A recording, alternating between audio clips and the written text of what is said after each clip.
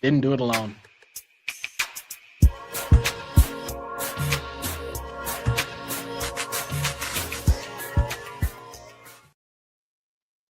All right, all right. It's your dynamic duo here on a Friday night because sometimes work just gets in the way.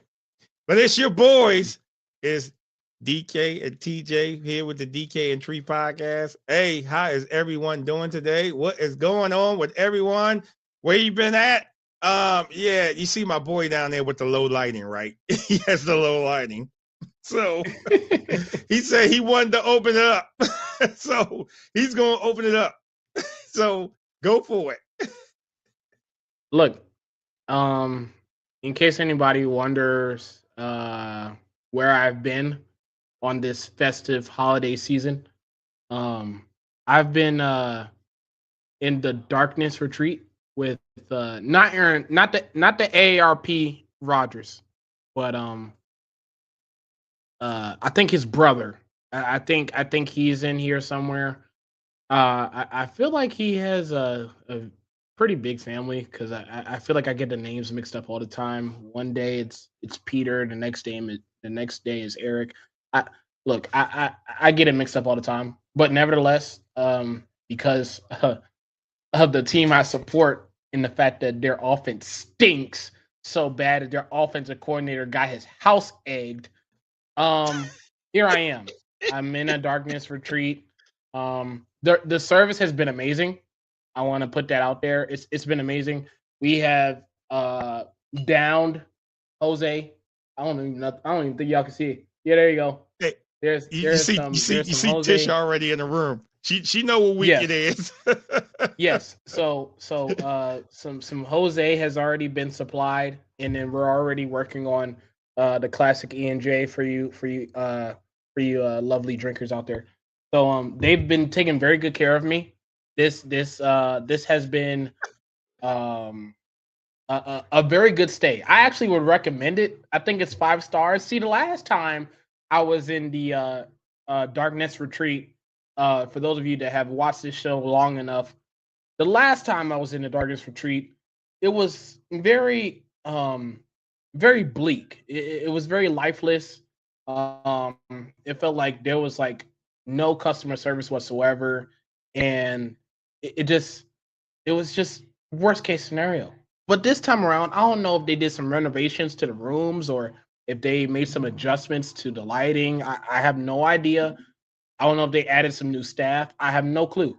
But for whatever reason, it has put us in a position where I can be enjoying such a dark time being a fan of a team that I support.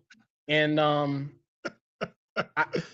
gotta admit, man, I fully recommend. It's 5 stars for me. Now I don't know how long I'm gonna be here for. Obviously Christmas is coming up, so hopefully, if a couple wins show up and we win a division or something like that, maybe you might see some lights again. I have no idea, but as far as I'm concerned, until that happens, until that is on full display, I will be here.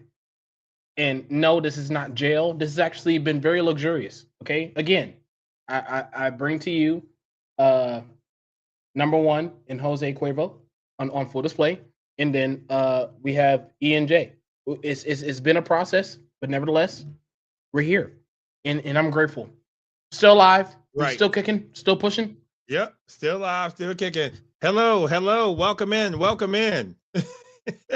Anyone that wants to comment about your teams, hey, when you come in, rep your team, whatever. We just doing some recaps, but I just let you know, just like this, it's about to be fun. It's about to be happy. Yes. Oh, yes.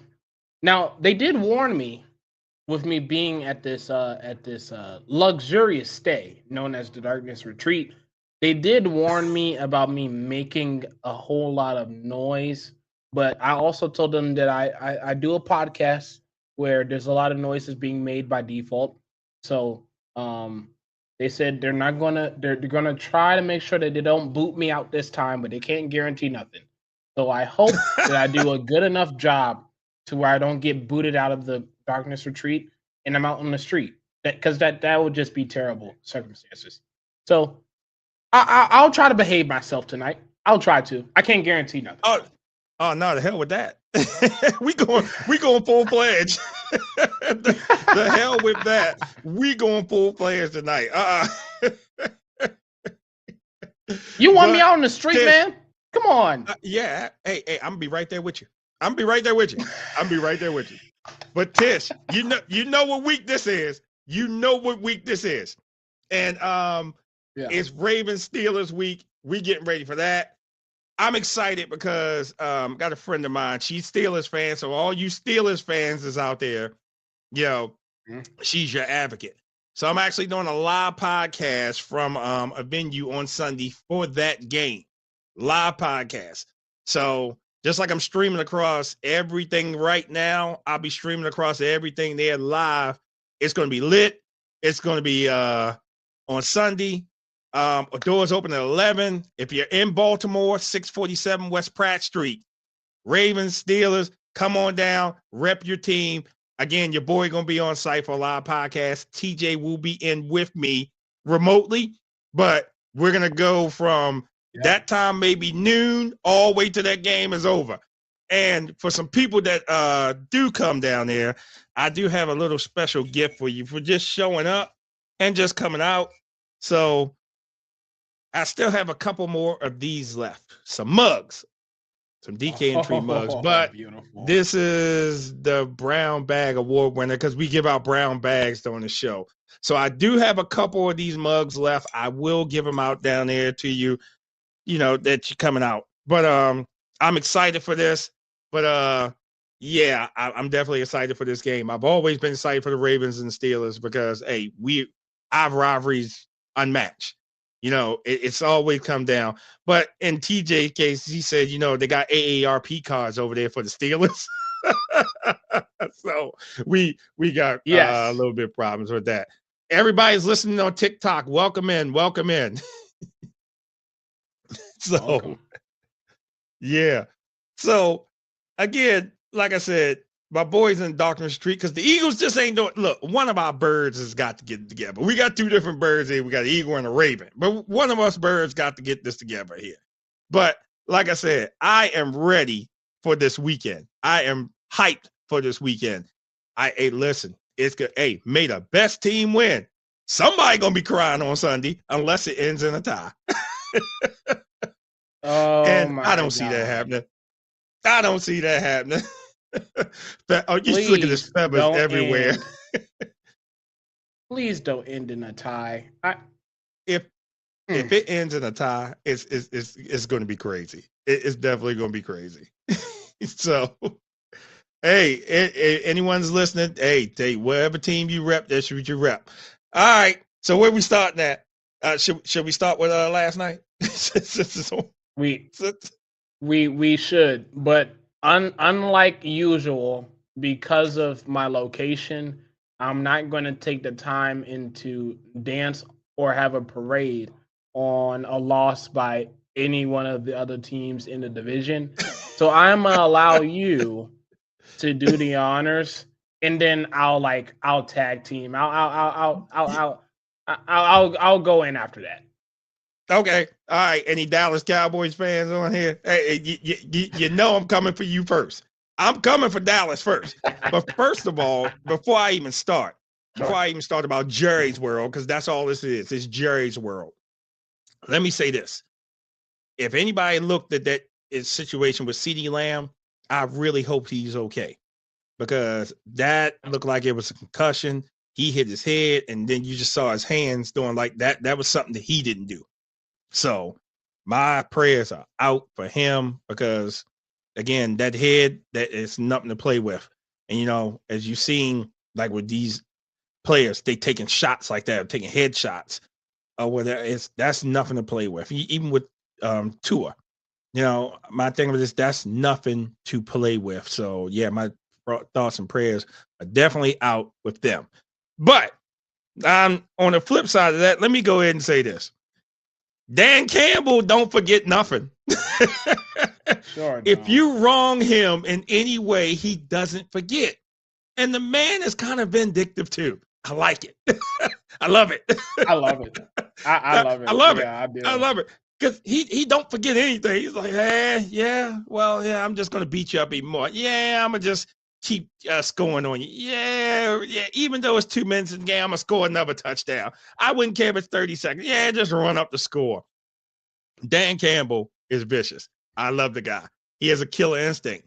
He wants to win that program. The only thing I have a problem with Detroit is this losing record they have on Thanksgiving. They messed up my whole parlay. They did. Yeah, sure. Because Jesus, why can't y'all win on y'all are good on a lot of other days when it comes to Thanksgiving? We'll just give this one away.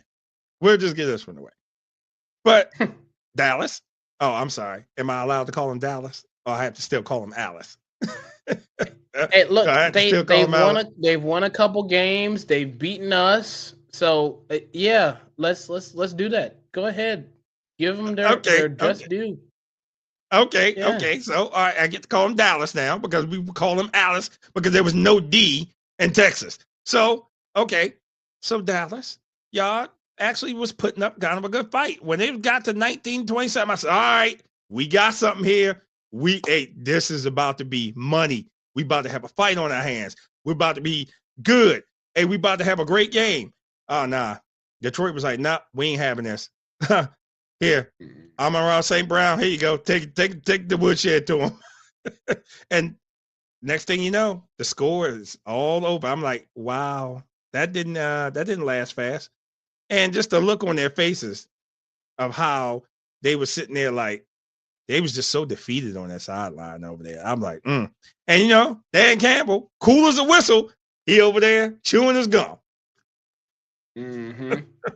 And got the little smirk on his face. Said, yeah, we're going to beat Dallas down even more. And you in our house too? Yeah, they put the woodshed to him. I was like, ooh. After that final score, I was like, ooh, this is ugly. Oh, this is ugly. Yeah. If you thought you was going to go into Detroit and beat them, nah, that wasn't going to happen. Plays of the games is some of the wide open receivers that they had out there. Now, here's one thing that did concern me that they did say that they observed was that they felt as though Pickens just gave up on the team. Interesting. Is it because you're not getting your way? Is it because you were getting the ball? CD was gone. You were getting the ball. You were getting the ball. So what are you complaining about? What are you upset about? If you're down, you keep playing. You still on that rookie contract. Remember, you trying to get paid. So you play it out to the end. And then it's just not, hey, coach, I'm done. Just sit me on the bench. just sit me on the bench. Just sit me on the bench. So I have a problem. I have a problem with him just giving up because, at least he didn't do Antonio Brown, took his uniform off and just left off the field. So I give him that. Right. But that was just as bad. Yes. That was just as bad. But Detroit, hey, listen, I always ride with y'all until y'all play the Ravens. Okay? I don't have any problem with any team until they play the Ravens. I don't. But Detroit, I ride with them. If it's any city that needs a Super Bowl, it's them. And they deserve it. Because they built their program up there. But was the game good last night? Yeah. If you was a Detroit fan. Dallas, there's like, nah. Like one of my buddies, he had posted the L on his page, like, we lost, this game over. So when I saw it was 19-27, I texted him. I said, dude, it's not over yet. You got this. It's not over yet. Yeah. He didn't want to hear none of that. He was like, nope. This game is over. There's the L. So when the game was over, of course, he posted right under my post. He was like, I told you. I was trying to give you some credit, man. I was trying to give you some credit. Now, but we all know what Dallas' problem is. It's called Jerry Jones. That is what Dallas' problem is. Now, if any Dallas fan in here want to refute that, please let me know. But go ahead. No, I was just going to say that in defense of George Pickens specifically, it was literally just a couple weeks in a row where he was playing like he was a top 5 wide receiver in the entire league. let alone in the division, let alone in the conference, the entire league. George Pickens, yes. So, in fairness to what happened as far as how he conducted himself last night, not everybody is going to be the same every single week. We all know this. Maybe that was just his off week. Now, the only reason why there's the there's your truth, my truth, and then the facts. Because see, that is one side. Then the other side is that you look on the other sideline and you see Amon-Ra St. Brown. I want to let everybody in on a little secret. Amon-Ra St. Brown got hurt on Thanksgiving. Right. And he messed up his ankle. And Dan Campbell, post game, literally said he is going to be gone for a little bit. We don't know how long, but he's going to be gone for a little bit. That man suited up and played last night like that. And he went on to have a wonderful game. He had a fantastic game. And to see the flip side of one or the other, if I'm not even going to say his name, but if I'm someone who owns that team in Texas that's not named Houston, especially if I'm having the conversation of trying to figure out if I want to pay the guy yet or how much I'm willing to pay him and things of that nature, stuff like that is what I pay attention to. And it's one of those things where it's like, okay, like, yes, you've had a fantastic season, like leading up to last night, you were leading, you were doing so great that none of the Steelers receivers were able to do what you're doing combined. You know? Right. So that is awesome. But then you had moments like last night that showed the world pretty much. Like, that's why the Steelers traded him away. That's exactly why. Because when we need you to stay being that number one wide receiver you've been all year, now all of a sudden, for whatever reason, you just decide to just say, hey, you know what? I don't feel like giving a whole lot of effort. One of the picks that Dak threw, I don't know if you could say it was a good DB play. I don't know. I've done watched the pick like 1,000 times, not because I enjoy seeing the pick, but because, you know, it's football. I have to watch it. And right. The pick, I initially was like, okay, Dak, you know that's a tight window you're throwing into here. But then I watched the replay after like the 5th time of watching it, and you see that Pickens stopped himself. Like it was a catchable ball, and then Pickens kind of just said, "Fuck it," like right. And then Dak was like on the sideline, like, "What the hell was that? What was that about?" And so when you see that, and then in contrast, you see St. Brown, who's going through the middle, like he's totally fine, like he's 100% hitting people, going on deep routes, catching stuff, like literally doing St. Brown things as if he never got hurt at all.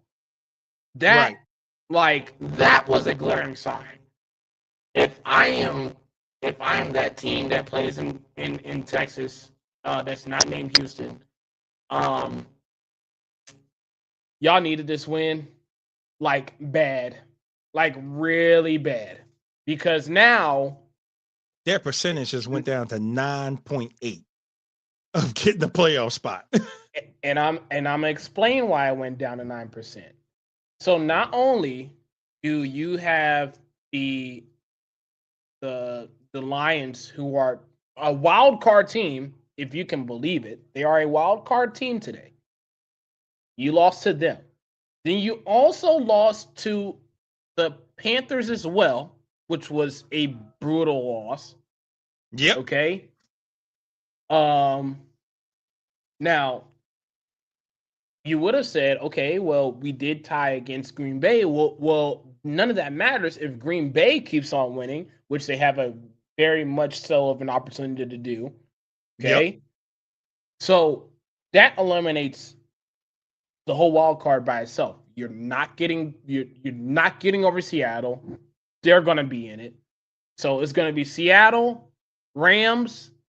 I don't even know about the team in the NFC East right now. And the Panthers. And then you have Detroit, Green Bay, and the 49ers. Okay? Now, obviously, the 49ers, who I've been saying since day one that they've been this shoestring McCaffreys because everybody seems to get hurt on that team. Right. They have they have a winning record right now. So you're not going to get over that. You're 6-1 now, which means even if best case scenario were to show itself, it's not going to translate. And by then it'll be too late because you're either going for the division or you're going home. Yeah, absolutely. If there's another team in the NFC East that wins on Monday night, that's out the window. Yeah. So absolutely. So if you are a team that plays in Texas that's not named Houston, if the other team in the NFC East wins on Monday night, your season's over. This is a wrap. Yeah. There's no need to do anything. Okay? If I am a Lions fan today, I'm very proud.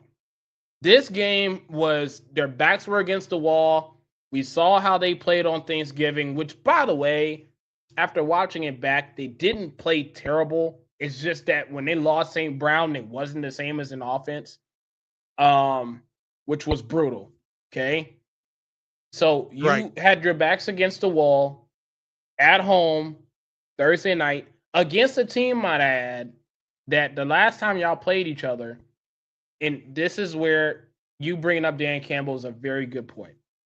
Because the last time they played each other, I think the Cowboys beat them.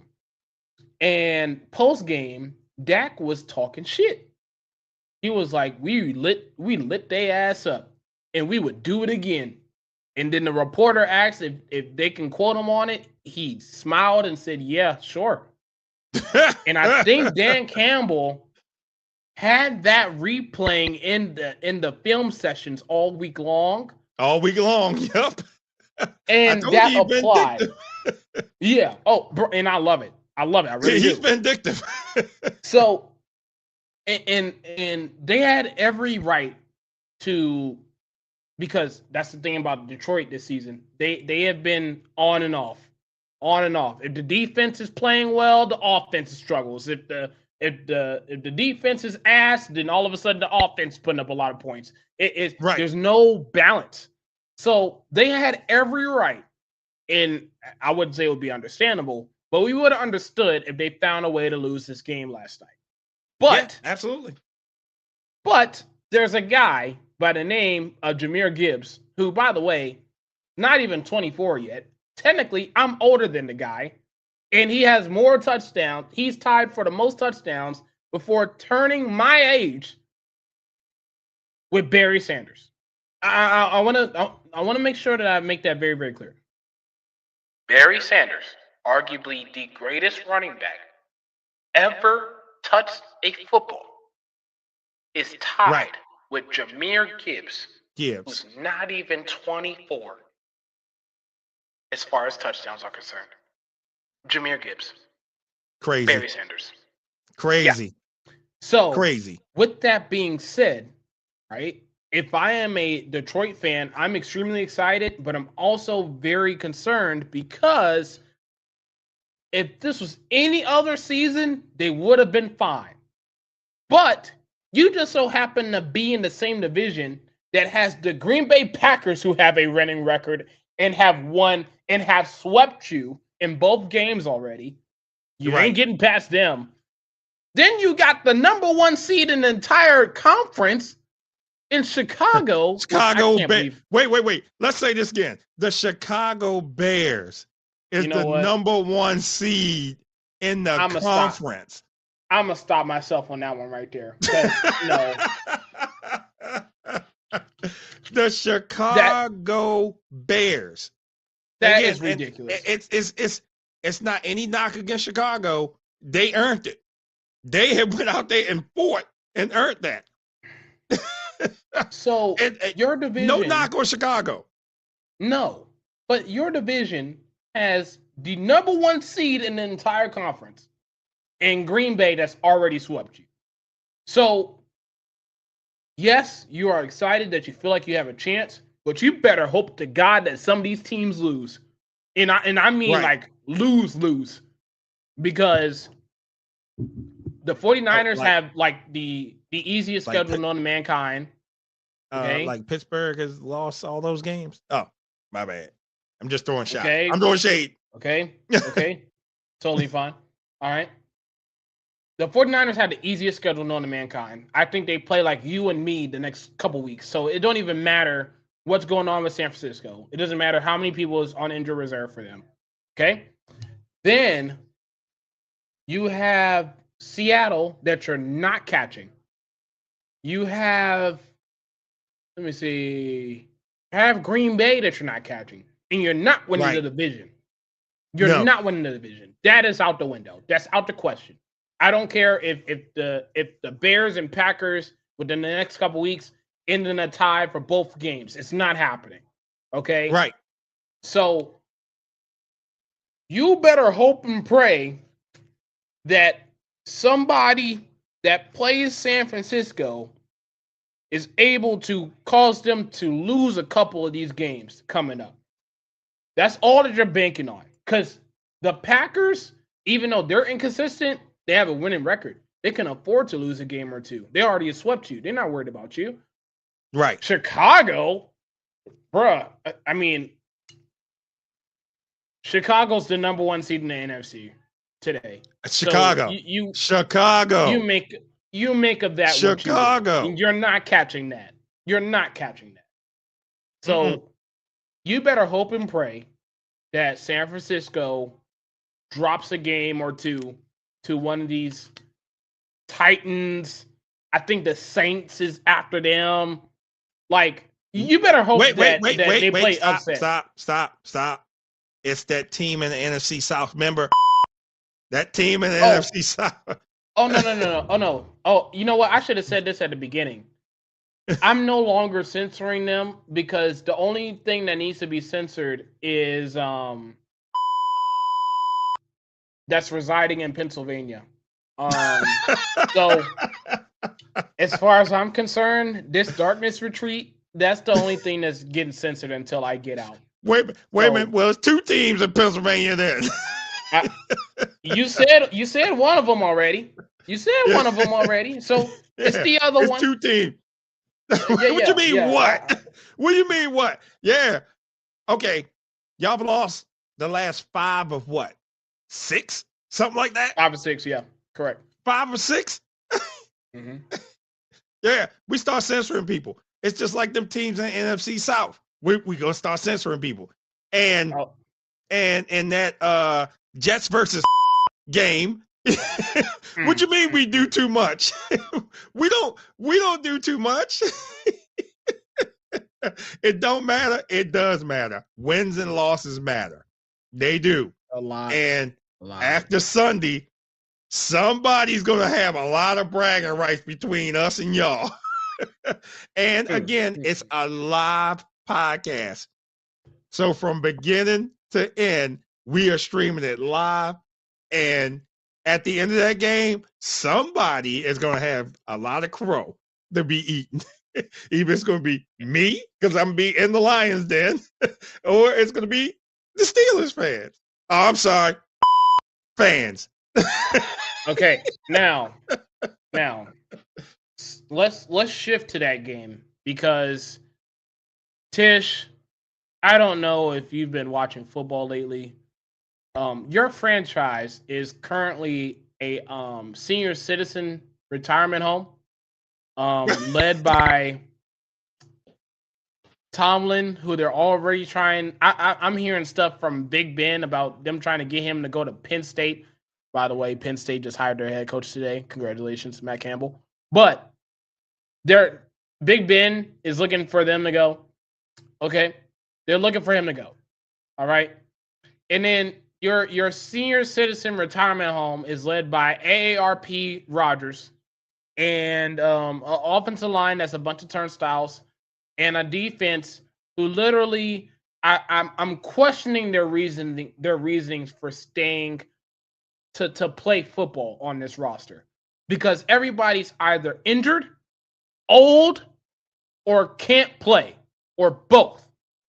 And the only reason why y'all have gotten away with it for so long, especially in the season, the reason why y'all have the wins that y'all have is because of the opponents being dumb enough to not exploit it.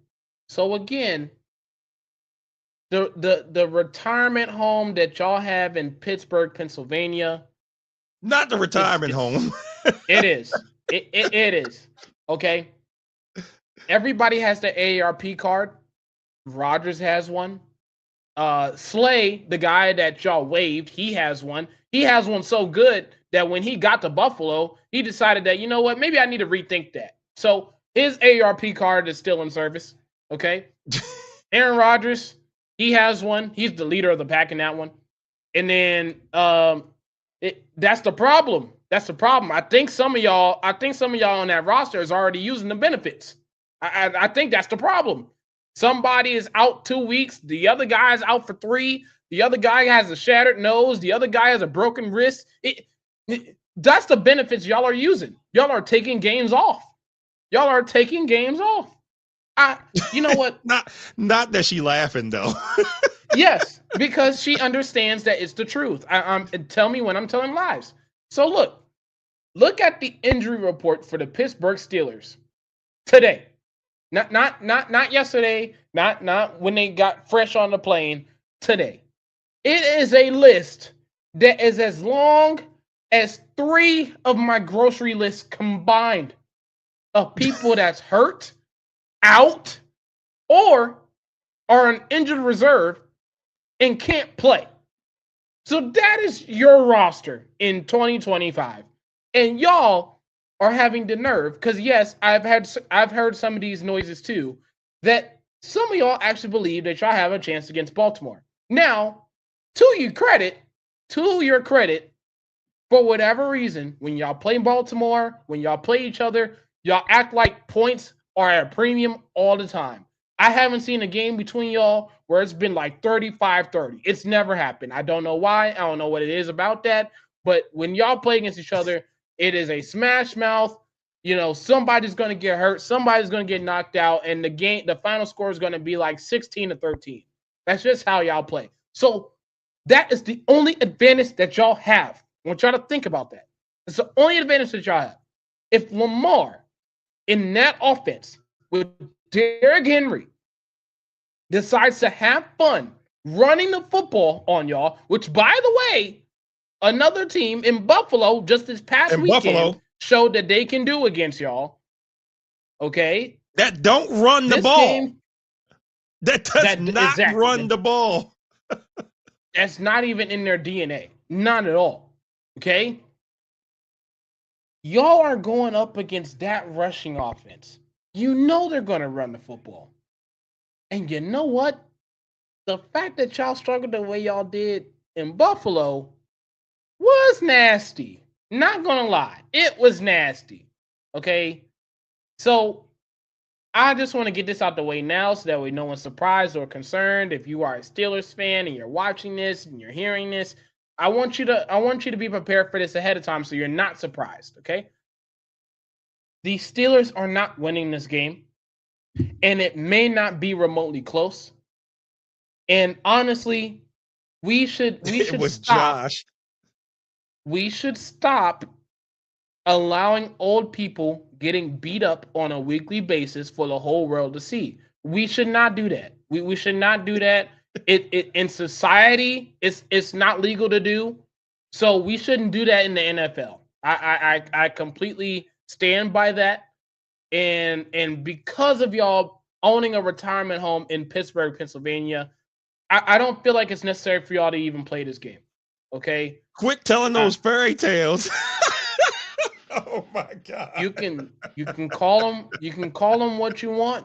You can call him what you want. Cameron Hayward is in front of the podium talking about how he got need. Let me ask y'all something. How much She do said y'all we think winning. that? No, Tish. This is what y'all gonna win. The Brown Bag Award. That's Oh what you're gonna yes, win. You're gonna win that one. oh Y'all gonna win yes. that one.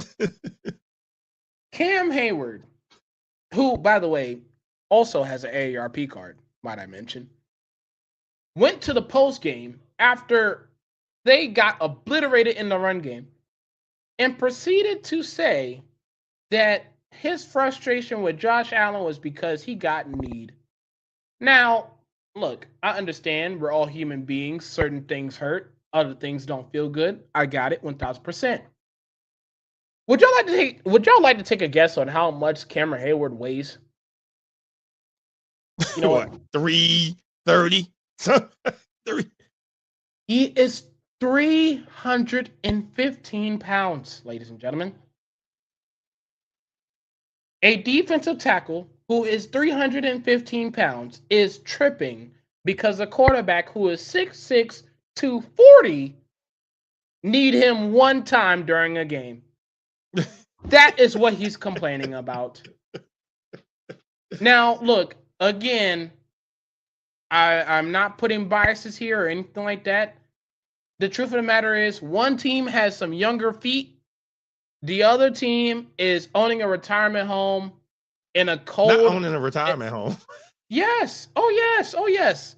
They own a retirement home. Everybody has the AARP cards. Some like Tish, you already know. You mentioned in the comments already. Some of them have already used their benefits. They've been out for games. Okay. He said, So what are you saying? Everybody on TikTok, rep your team. Tell me who your team is. yes. So let's just eliminate all that. Okay.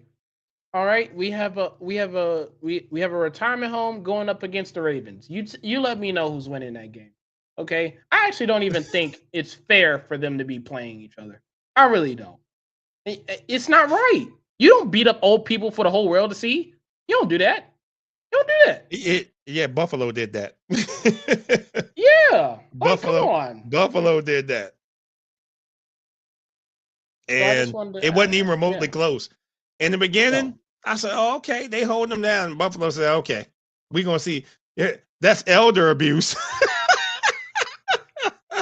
I'm just saying. The only thing that's keeping them from actually showing themselves as a true retirement home is that there isn't a bad smell in Pittsburgh. There isn't there's not people walking in canes or walking around with jail food given out to everybody.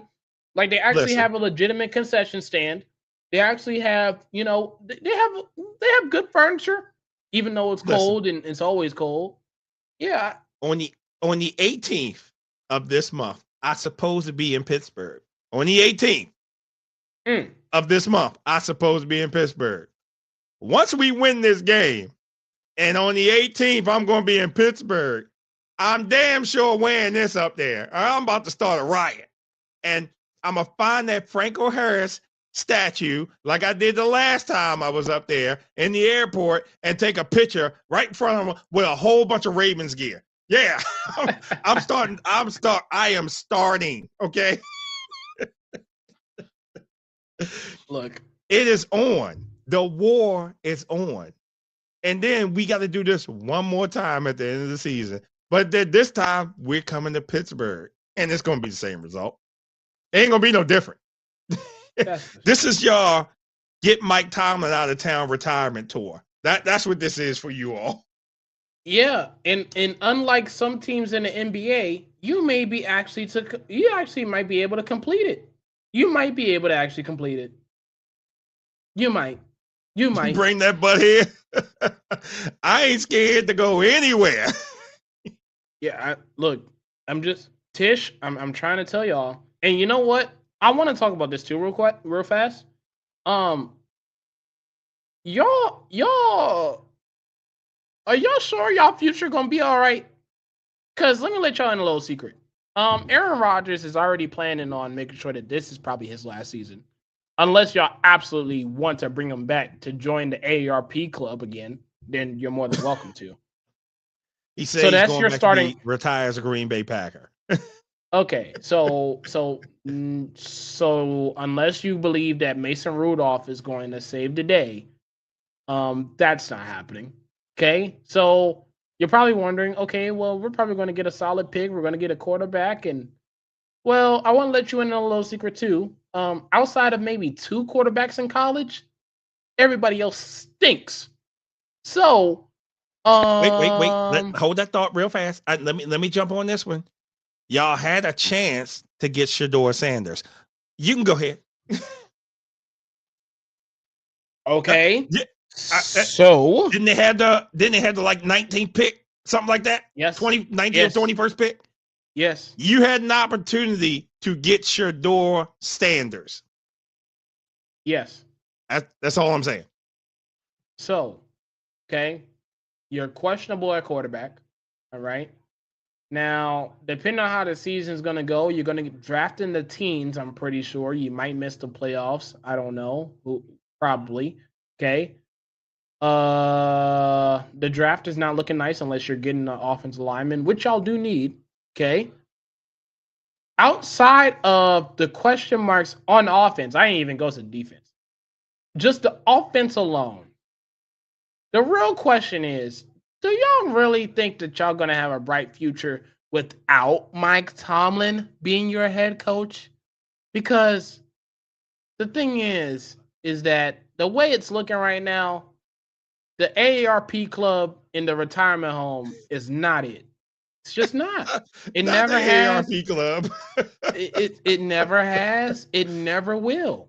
Okay. And Tish, I understand that you are living in a world where you are very optimistic. I get it. I really do.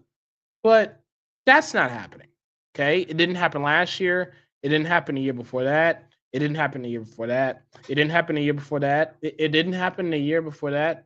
It didn't happen the year before that. It didn't happen the year before that. It didn't happen the year before that. It didn't happen the year before that.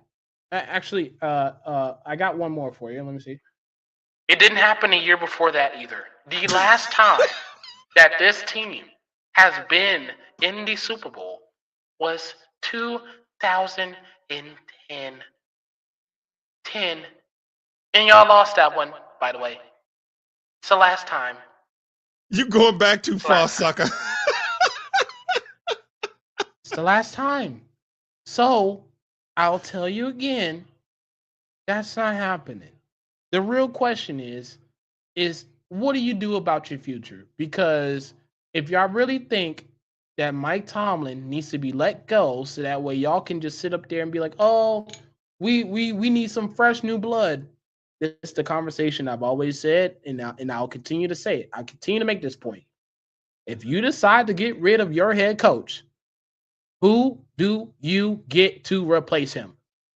Because I'll tell you right now, there is not a whole lot of head coaches available today that will replace Mike Tomlin on his worst day. Wait a minute. We talked about this earlier. Hold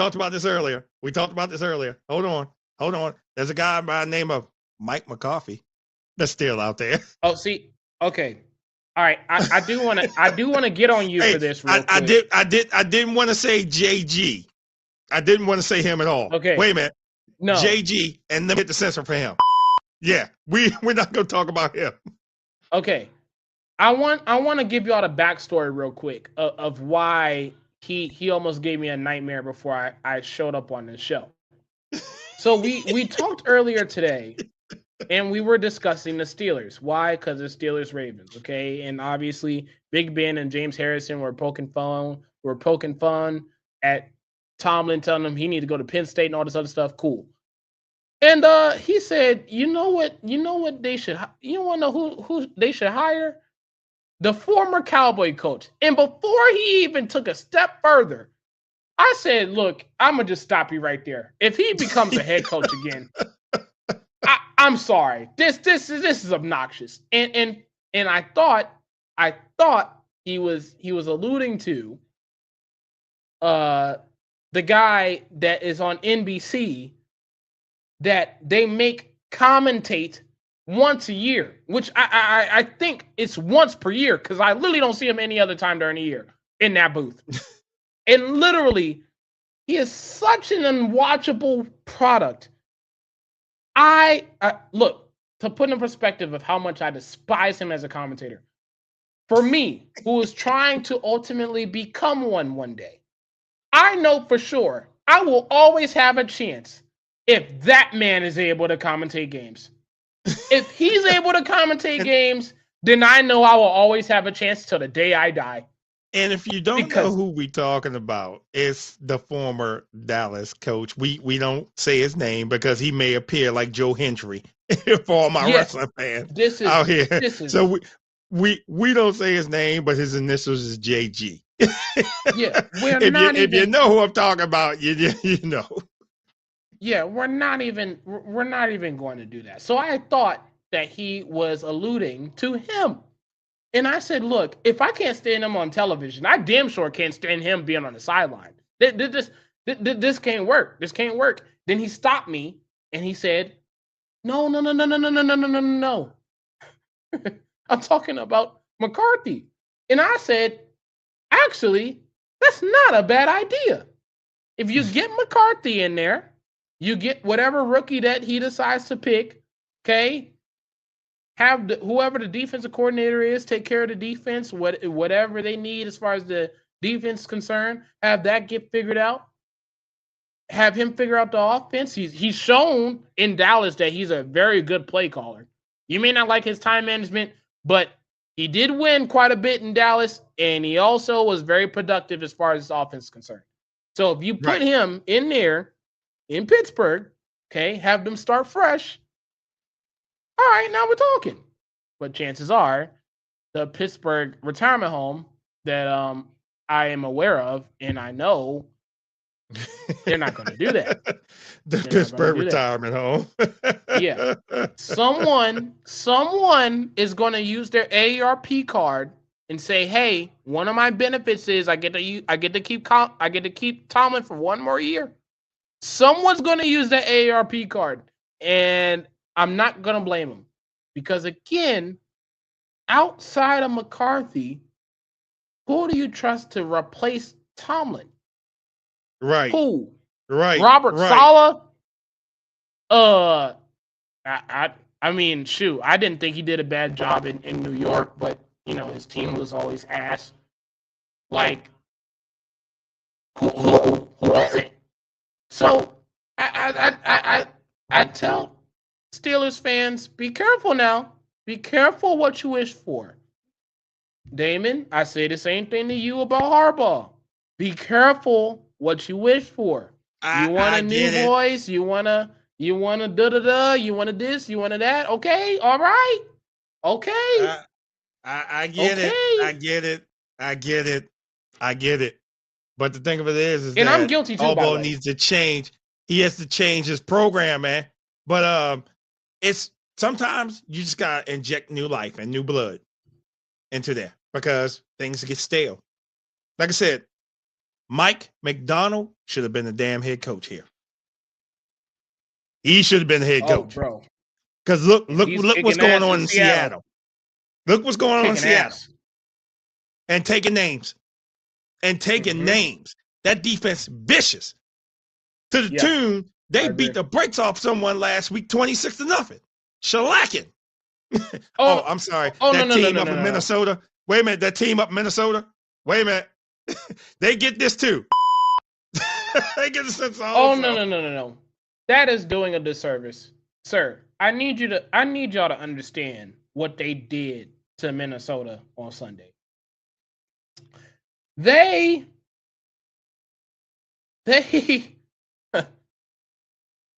played a game where the quarterback threw more passes to the Seattle defense for a touchdown than Justin Jefferson had for catches, period.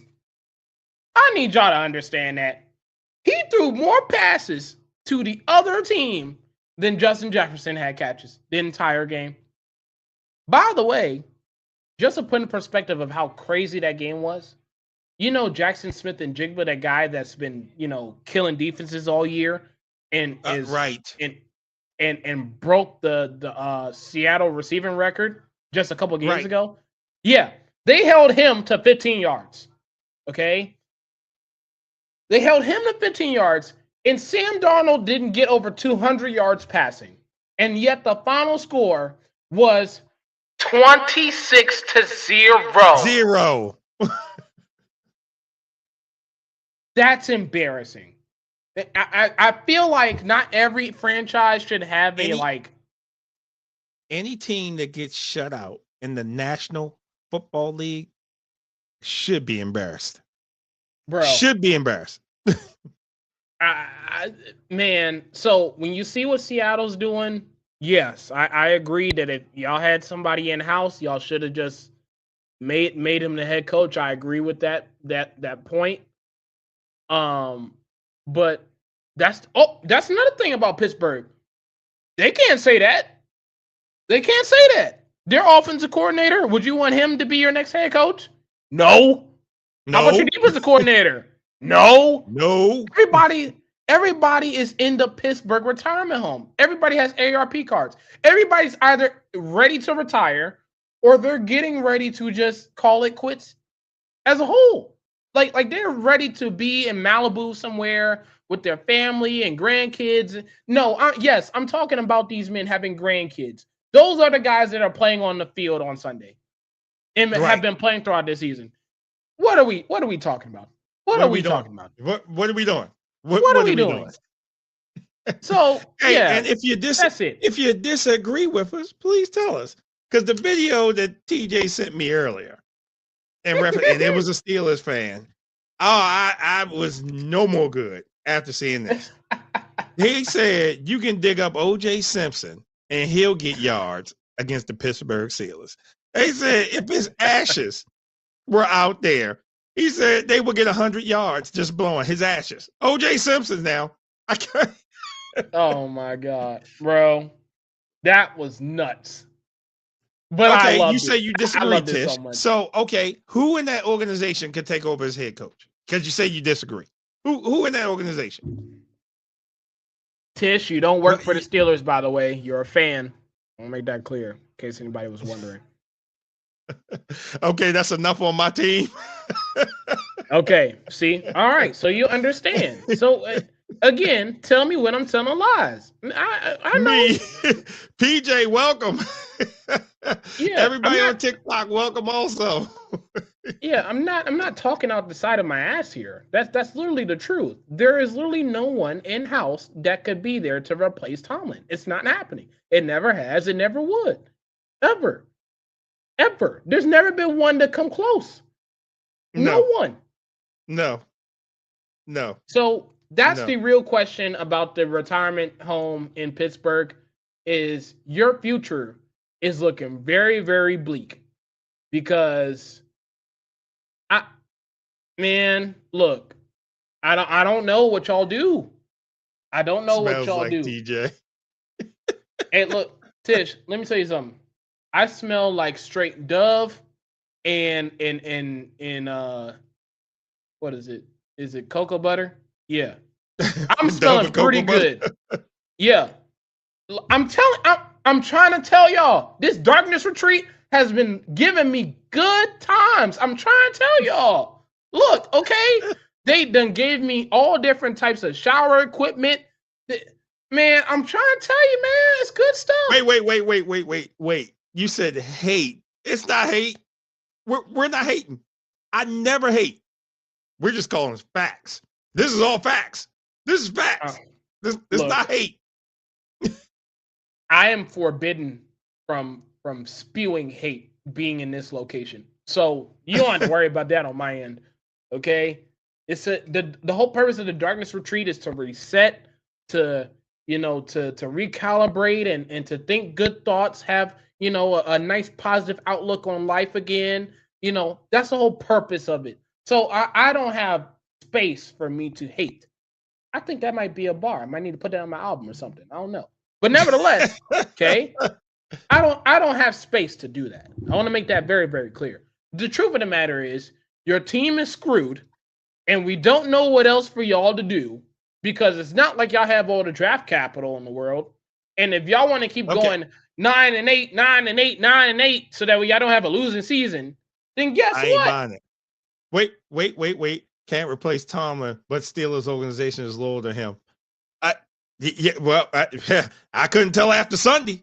Man, I couldn't tell after Sunday the way they was chanting "fire him" in that stadium. They said, I think they played the Renegade song, and they even booed that up there. Oh yeah.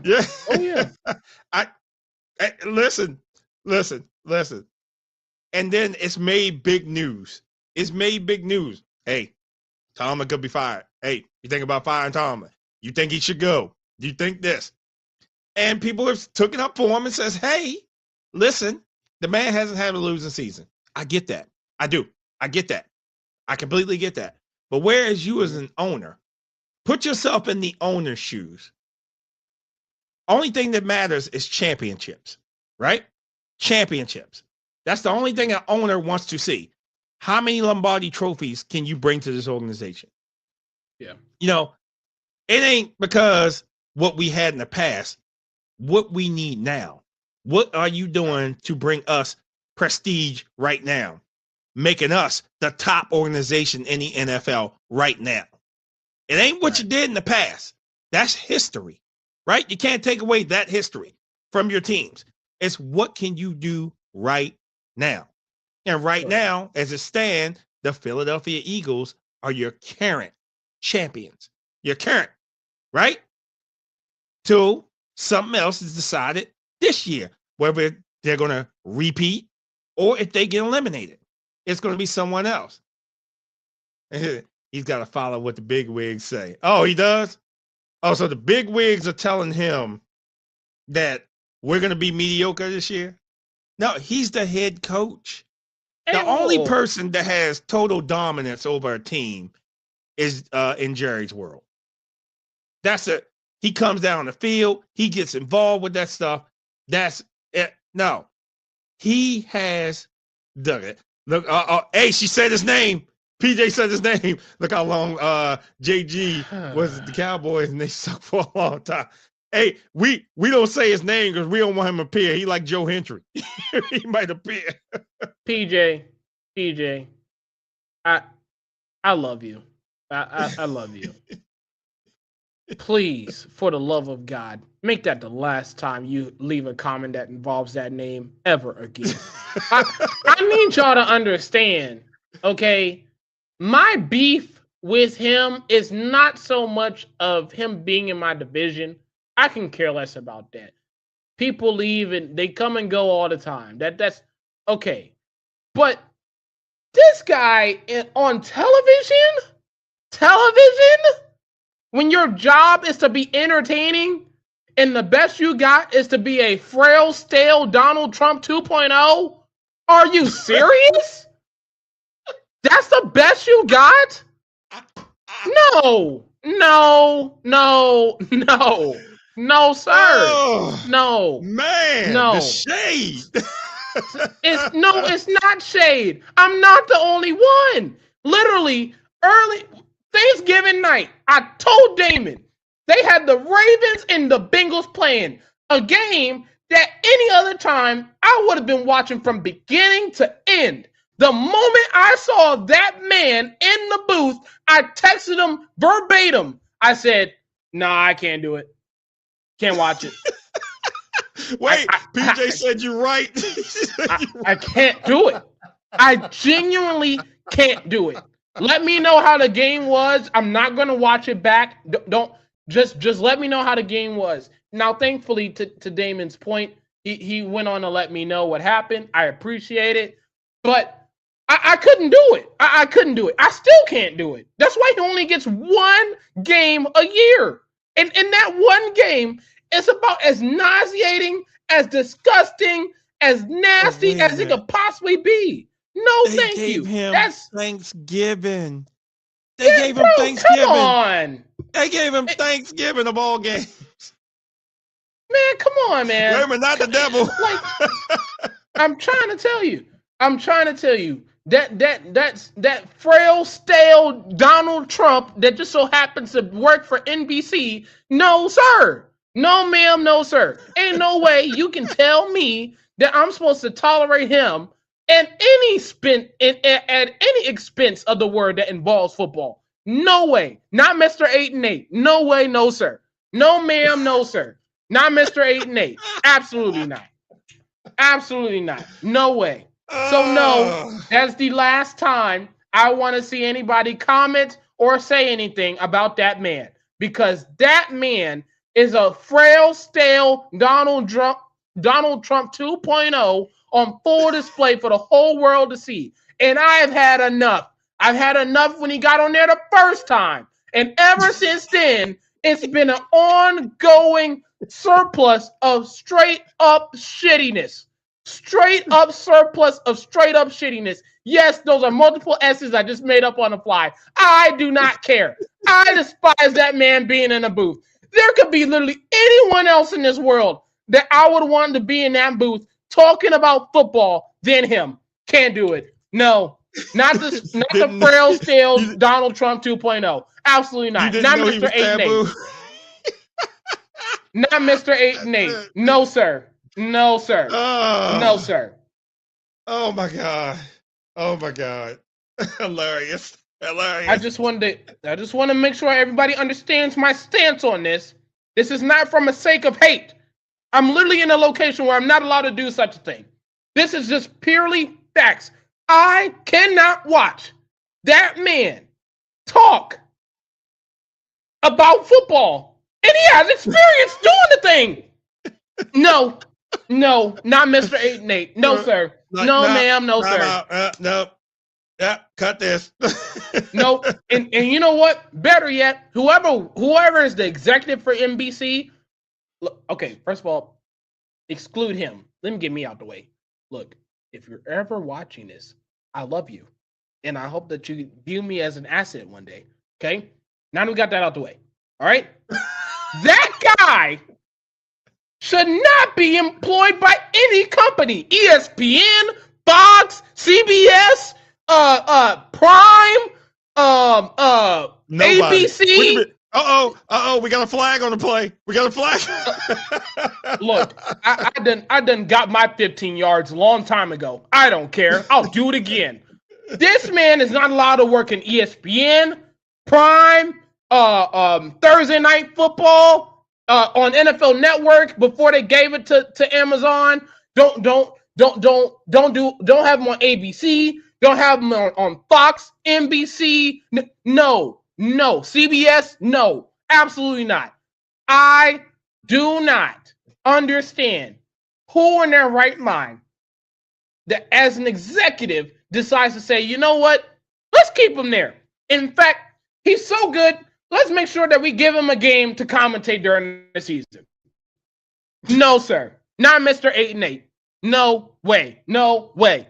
No way. No company should employ Mr. 8-8 to be their commentator. Ever. I don't even care if it's 8-8. I don't care if it's the Jets and the Bengals with both backup quarterbacks. You better not let him commentate that game. I don't care who's on the field. The answer is no. He should be exiled from talking football in a booth. That is not allowed. Not allowed. The mic has been dropped. So, TJ, I say that. Wait a minute. What's his name again? We don't say his name. Tish, as a fan of the Pittsburgh retirement home, I suggest you stop. That's enough. There is no way that someone's employing him to be commentating anything, let alone a Thanksgiving game for the whole world to see, especially when it involves one of the best quarterbacks playing against each other for the whole world to see in Baltimore, which looked nice, by the way. Okay? No, not Mr. 8-8. No, absolutely not. No way. Wait a minute, I got you. We don't say his name around here. He is permanently banned. Hold on, I got you in one. We refer to him as. Yes. Because there's no reason, none, besides the fact that he is a frail, stale Donald Trump 2.0 that they have to have somebody orange to talk about football every single week. There's no other reason. None. But yet he gets to commentate on a Thursday night Thanksgiving game?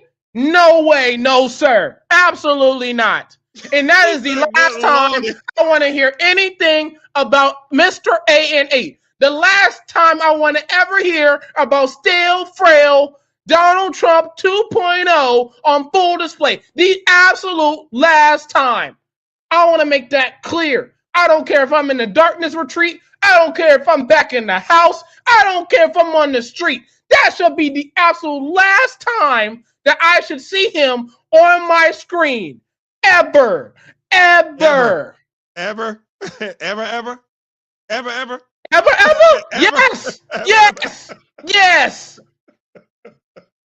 The last time, Mr. 8-8. Oh. Absolutely not. Oh my God. Oh my goodness. Man. Absolutely not. That guy has him fired up. He has him fired up. I don't think y'all understand. Okay, all right, look. I understand everybody's version of entertainment is subjective, okay? I got it, all right? Some people like this side of commentary where there's a lot of jokes being made. Some guys like the actual play-by-play guys. Some guys actually enjoy, people who are, somewhat entertaining, but they don't add anything extra. Some people actually enjoy that stuff. But one thing's for certain and two things for sure. I mix it up on purpose. There's no way stale, frail Mr. Donald Trump 2.0 should be commentating because he's not good at entertaining, period. And the whole purpose of you being in that spot, you being in that booth, is to entertain as the game is going on. You're supposed to act like you're one of the boys on the couch with a beer in hand talking football. And yet, this is what he sounds like every time he comes up on the screen. Yeah, that seems like a pretty good play by Josh Allen. Oh my God, what a play by Lamar Jackson. He should do it again.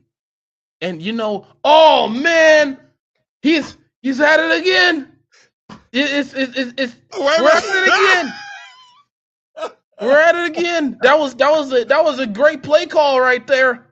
When I was in Dallas, that's something that we would call it was an eighth bunch, 87 tight route. Oh my God. Please. So no. You can't be bad and not entertaining. You can be bad. You can be Tom Brady last year and still have a little bit of entertainment to you. Tom Brady has some entertainment to him last year, okay? Not many people want to admit it, but he had a little bit of entertainment to him last year. He just couldn't say shit because they literally mandated in his contract that he couldn't go to certain teams because he was a minority owner of one of the worst franchises in the entire NFL, which I thought was stupid to begin with, but they decided to do it anyway. Now this year, when you hear Tom Brady, he actually sounds like he's enjoying himself, having a good old time. He's actually kind of entertaining. You cannot say the same thing about Mr. 8-8, stale, frail, Donald Trump 2.0, and Mr. Former Cowboy coach. And no way. Can't say the same. So this is the last time. This is the last episode. I want to hear anything about that man. No way. He's starting to, at this rate, he's starting to get close to the nasty man. That's where he's getting to right now. Wait a minute, which one? Because we got a couple around here. All of them. That's enough. Whoever's the executive for NBC, that's enough. Oh my goodness. That's enough. Oh. And it's the last time I want to hear his name on full display. No way. Listen, no, sir. I needed that laugh. I needed that laugh. Oh my God. Laugh. I definitely needed that laugh. Man. I definitely needed that laugh. I cringe when I hear what Russell Wilson would sound like. Oh God. Yes. Actually, PJ, that's a perfect example. Just imagine Russell Wilson being in the booth, and all you hear whenever the Steelers play is, here we go. Or every time he has to sit up there and commentate a Broncos game, all you got to hear is, let's ride. What are we doing? What are we doing? What if every single game the Giants played, all he had to sit there and commentate was, go blue? Like, are we serious right now? Seriously. That's who we're paying money, millions of dollars for people to commentate for the whole world to see. Are we serious? Be serious. Be serious. No. That's enough. That's enough. My toenail could have put a more entertaining product on Thanksgiving night than he did. My toenail. And those things get cut routinely. Oh, Mr. 8-8. No way, no, sir. I don't even care about nothing else we got to talk about. I don't even care about nothing else. That is ridiculous. The fact that people feel the need out of everything, out of everyone that's ever worked in that industry, that he's the one that has to commentate. Why couldn't it be Collinsworth's son? What? It could have been anyone else. Hell, Tirico could have called the game by himself. Wait a minute. Like Cosby by NBC. Yeah, we probably would have had a lot more better entertainment. I'm just saying. That's enough. No one should be allowing him to be in front of a camera and actually be on live television for the whole world to see. No way. No.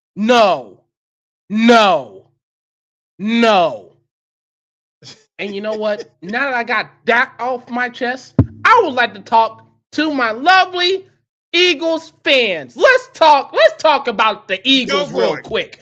Go for it. Since I'm at it right now. Okay?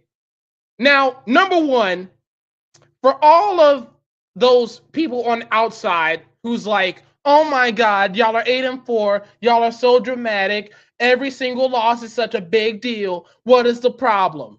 I want to let y'all in on a little secret. If you have a Super Bowl MVP at quarterback, if you have a running back who rushed for 2,000 yards last year, if you have a wide receiver who had 1,000 yards for 3 years in a row since he's joined the team, if you have another wide receiver who's had 1,000 yards since he's been in the league, if you have another tight end who gets 800 yards receiving, if you have arguably one of the best offensive lines, in the entire NFL, okay, in a defense that was so great that everybody thought that they should have won MVP because of how many times they kept sacking Mahomes over and over again. That is the team that presided itself last year. And yet, we fast forward to this week, and yet we still can't figure out how we can have a sufficient offense. We are leading the league in 3 and outs. I'm going to say it again. We are leading the NFL in 3 and outs.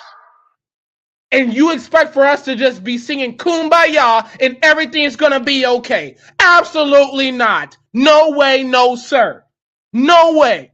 Our offensive coordinator, who's acting like he's Brian Johnson 2.0, just someone who's play calling like he's a hidden terrorist that nobody know about, okay?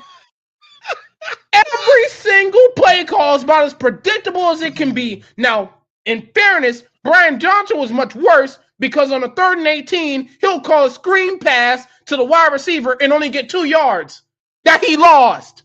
So instead, it'll be 4th and 20 that they have to punt from.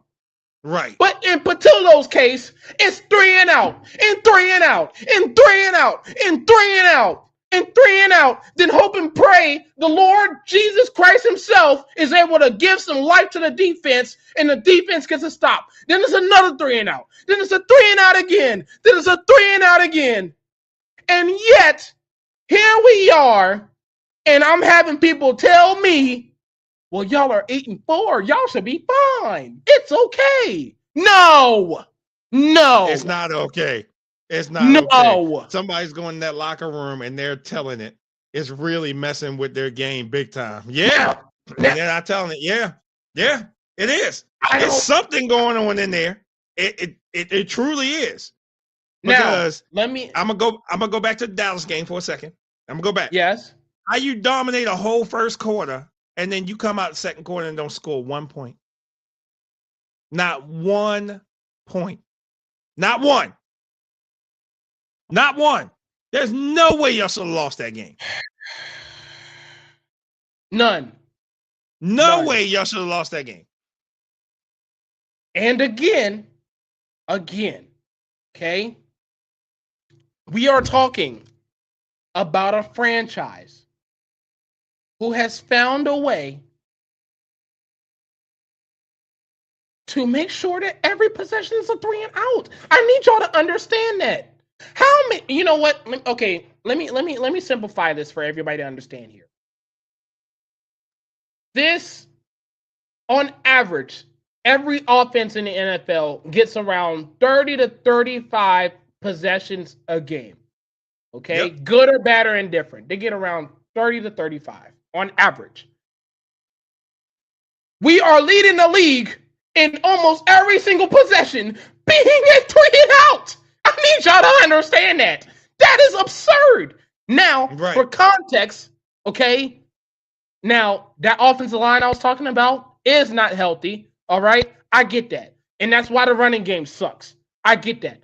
But for the love of God, why in the hell on 1st and 10 do we see Saquon Barkley running up behind that offensive line that is heavily injured, that has me and you blocking for Jalen Hurts and Saquon Barkley? Why are you running it 1st and 10, 2nd and 10? Why? I watched the Bears game, unfortunately. I had to watch the game back because I missed it when it went live. I watched it back. The amount of times the offensive linemen were sitting up there doing, oh, there was somebody in front of me. Oops, my bad. Over and over and over again. That was all game long. All game long. And yet, we could have beat that team. That is the number 1 seed in the NFC. But no. We had to go 3 and out again. We're probably in the midst of this podcast right now. They're not even on the field. They went out 3 and out again. That's how bad it is. But yet, we're supposed to sing Kumbaya because we're 8-4. I want to let y'all in a little secret. Remember those playoff teams I was talking about earlier? Yeah. As of this second, today, let's see how many teams would beat what the Eagles beat today. Let's see. Right. The Bears. Right. We already lost to them. That's already been proven. I don't know if we were to play them again if we beat them because they had no problem running up and down the field on us. The Rams, it took not 1, but 2 block kicks for us to beat them. Let's not forget that. Okay? Right. The Packers, okay, we beat them, but they're inconsistent as hell, so we might have a chance at them. That's cool. Whatever. Seattle has arguably one of the best offenses in the entire NFL, led by Sam Darnold, who, even though he can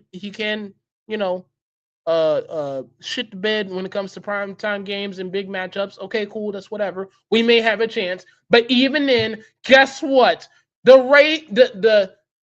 Ravens is what is the Achilles heel for y'all? The team that for whatever reason y'all struggle against. Who's that team? Kansas City. Okay. The Seattle Seahawks are our Achilles heel. The Seattle Seahawks and the Tampa Bay Buccaneers are our Achilles heel. So do you think that we're ready to face them in the playoffs? I'll let you in a little secret. I'm going to channel my inner Michael from My Wife and Kids. No. Okay? That's the Seahawks. Okay? I just talked about the Rams. I didn't even get to the 49ers, who we already seen for whatever reason. We always in a dogfight, so we may or may not have a chance against them. That's cool, I guess. Panthers, I would have said, you know what, we at least could beat the Panthers. Are you sure about that? Those are the same Panthers that just beat the Rams last week. The Right. same Panthers. The same Panthers.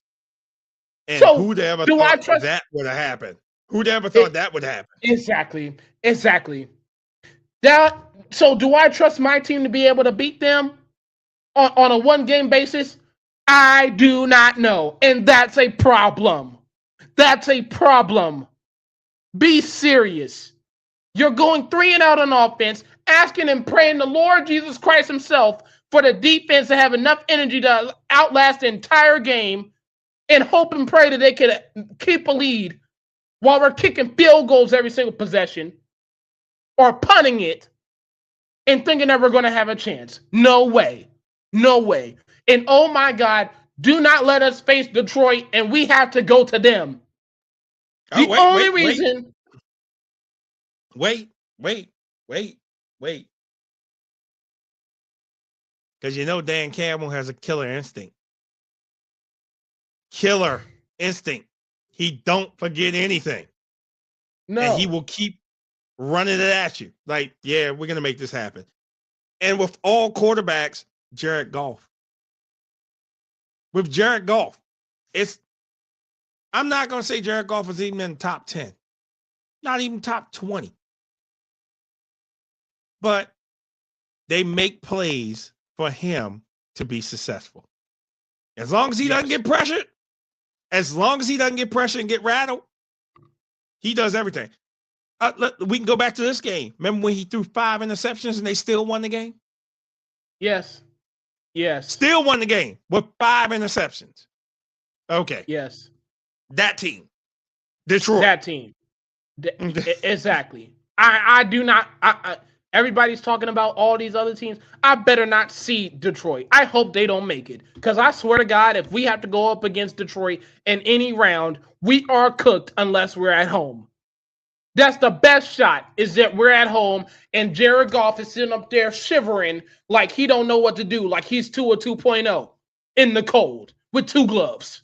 That's the only chance we have. So, no, we're not happy. No, this is not okay. No, this is not acceptable. And you know what? What makes matters worse, I keep talking about these injuries. We literally have an injury that we have to deal with, and Lord knows how long that's going to be. And Jalen Carter, who decided to get surgery on not just one shoulder, but both. During the regular season. Now, look. Now, again, if this was week 5, if this was week 8, and he did that, okay, cool. Hey, look, at least we get you back before the season's over. We can get you into the playoffs. Okay, cool. We're good. We're going to be flying on all cylinders. We'll try to make it work. We might lose a couple games. Cool, whatever. Both shoulders. So you're going to be out on Monday. Which, by the way, I want to let y'all in a little secret. He is our only defensive presence on the front line that's actually going to do anything against a Chargers offensive line that is blocking, led by me and Damon all over the map. And he's not playing in that game. He's not playing in that game. And look, I thought for sure, okay, if Herbert has a broken hand, he can't do anything with a broken hand, especially if it's his throwing hand, which that is the case. We're going to be fine. The problem is, apparently the dude is made from fucking Cyborg off of Teen Titans, and his hand is fine just enough to play us on Monday. So no, we don't even have to worry about having to see Trey Lance. Instead, we still got to see Justin Herbert. And I'm pretty sure with us not having to get any pressure on him, he's going to light us up like a Christmas tree. Like the Christmas tree I just posted on my Instagram just 2 days ago. That is exactly how Justin Herbert is going to treat our defense. because we Oh got my no God. pressure. We got a Dory Jackson who is 35,000 years old trying to cover your number one wide receiver, getting cooked on every single route on the route tree, and we're literally hoping and praying that either the ball is inaccurate or literally there's enough pressure to where he could actually get involved in the play. And in case you're wondering why that is not a good idea, because anytime he gets involved in the play, it's a fucking pass interference. It never fails. It never fails. So no, nothing about this is okay. Nothing about this is acceptable. And I swear to God, if our offense is led by Saquon running up the middle with an offensive line that is led by me and Damon being the entire offensive line blocking for him, we are going to lose on Monday night, which would mean that we would go from whatever it was in 1 to now we're 8-5. Do you really want to have this conversation with me today? I do not think so. Enough's enough. Enough's enough. We are trash. I'm not in this darkness retreat by accident. I'm not in this darkness retreat by accident. I swear to God. This is not by happenstance. I swear to God it's not. This is the byproduct of a team that doesn't know how to function on offense. And in result, the defense has to keep saving its ass over and over and over and over and over again. No way. No way. No. So, yes, as an Eagles fan, no, I do not stand the fact that we have lost I want y'all to understand how we lost these games, okay? We have lost to the Giants, and we see the record they got. Hell, their season's going so bad, they can't even get a kicker to kick the football, okay? That's what we lost to, okay?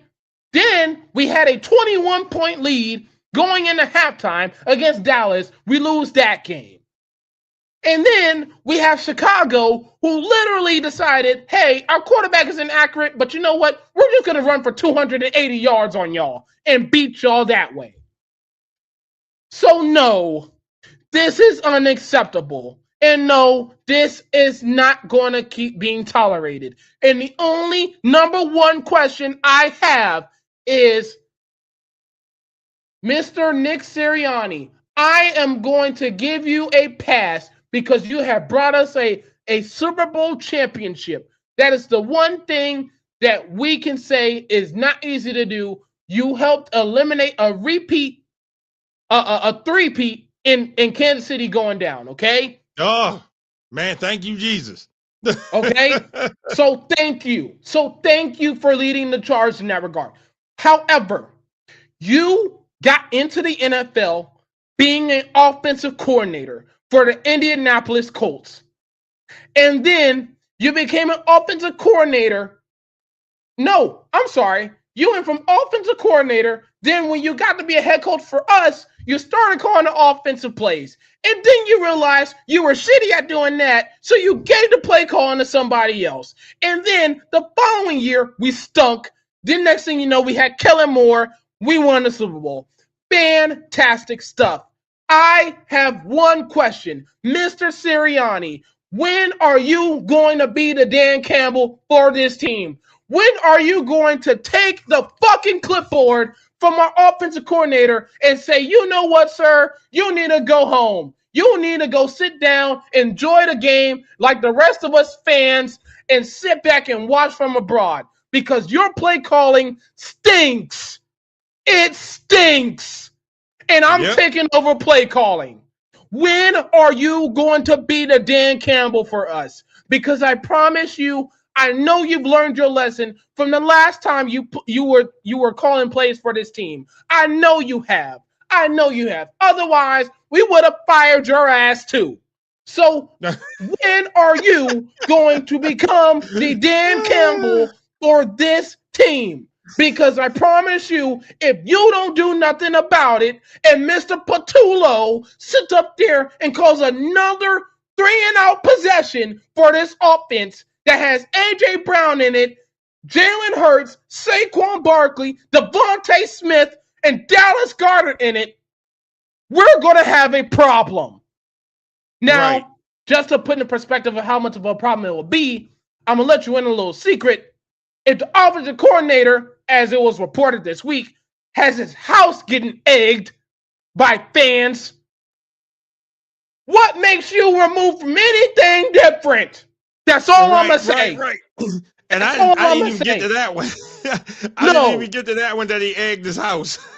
Yes. Now, Damon, I told you this. I want to make this very, very clear. Okay? I'm not condoning the action. But damn it, I understand the reasoning. That's the only thing I've been saying about this whole egging situation. I don't condone it. I don't condone the action. But damn it, I understand the reasoning.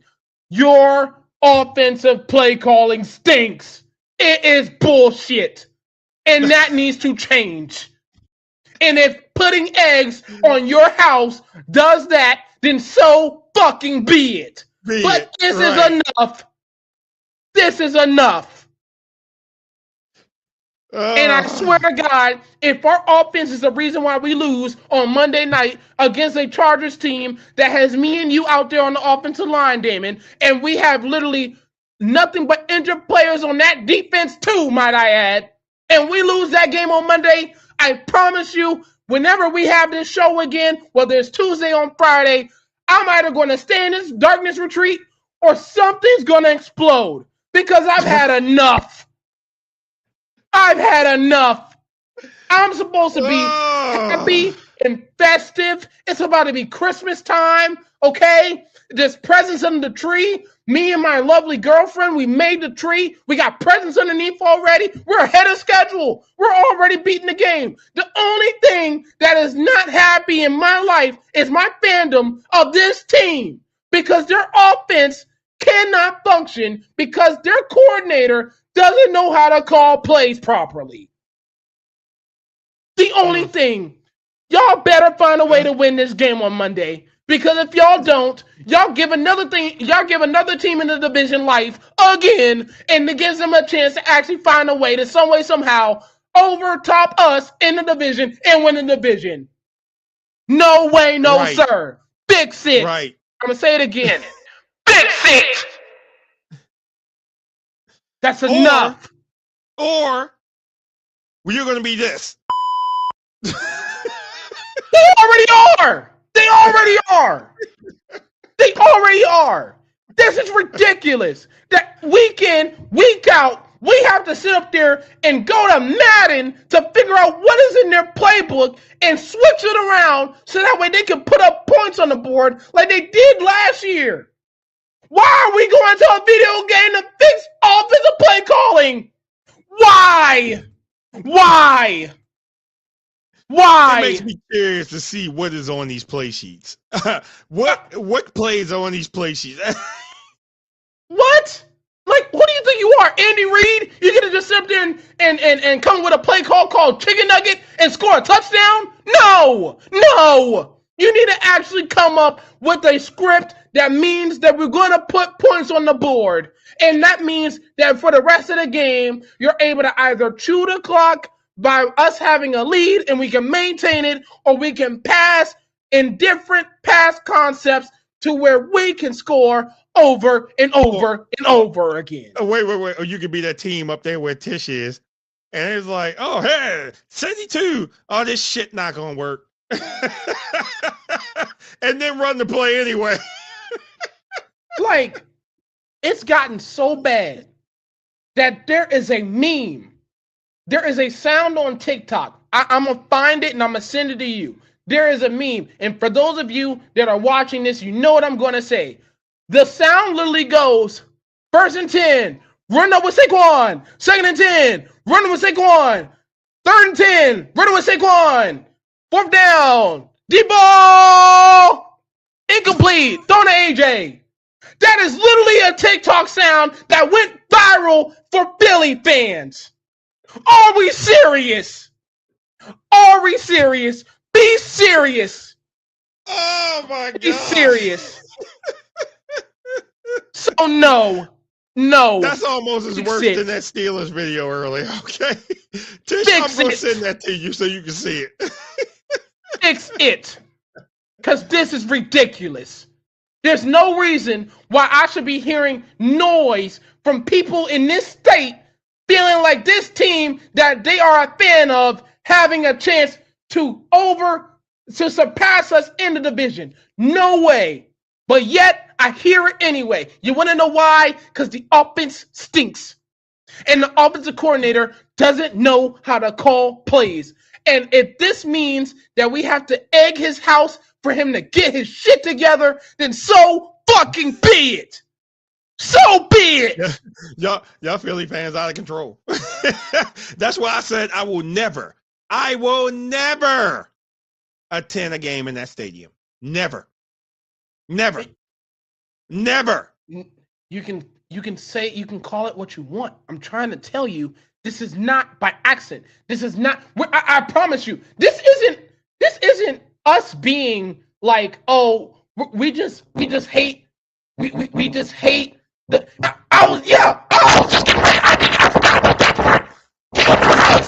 Eggs are for your house to get egged. Yeah, you're bad. Yeah, you're bad. You're real bad. We're in an economy where certain eggs are costing $15 a dozen. That's the economy. They may have had their own chickens. They may have had their own chicken. Even better. That makes it even more expensive. And they had no problem giving those eggs up and throwing it at somebody's house. Get it together. I need to see efficient offense against a team that does not have a healthy defense. Please, for the love of God, because I promise you, if we find a way to lose this game on Monday night and give Dallas life again, it's going to be a problem. The only Christmas gift that anybody that is an Eagles player is going to get from me, is Madden 26. Featuring Saquon Barkley on the cover. Y'all go ahead and figure that shit the fuck out. Figure out what plays y'all need to be calling. Every single player would get one. Everyone. Y'all can watch Saquon do the hurdle every single time. And y'all sit up there and y'all figure out how that can happen again. That's the gift that I would be giving to them. My broke ass will find a way for every single Eagles player on that roster to get Madden 26 so that way they can figure out what play calls they actually use legally. This is enough. I've had it. This darkness retreat was not necessary. This darkness retreat did not have to happen. But yet, the offense has been so ass. It's been so cheeks that I have been put in this spot. I've had enough. It's enough.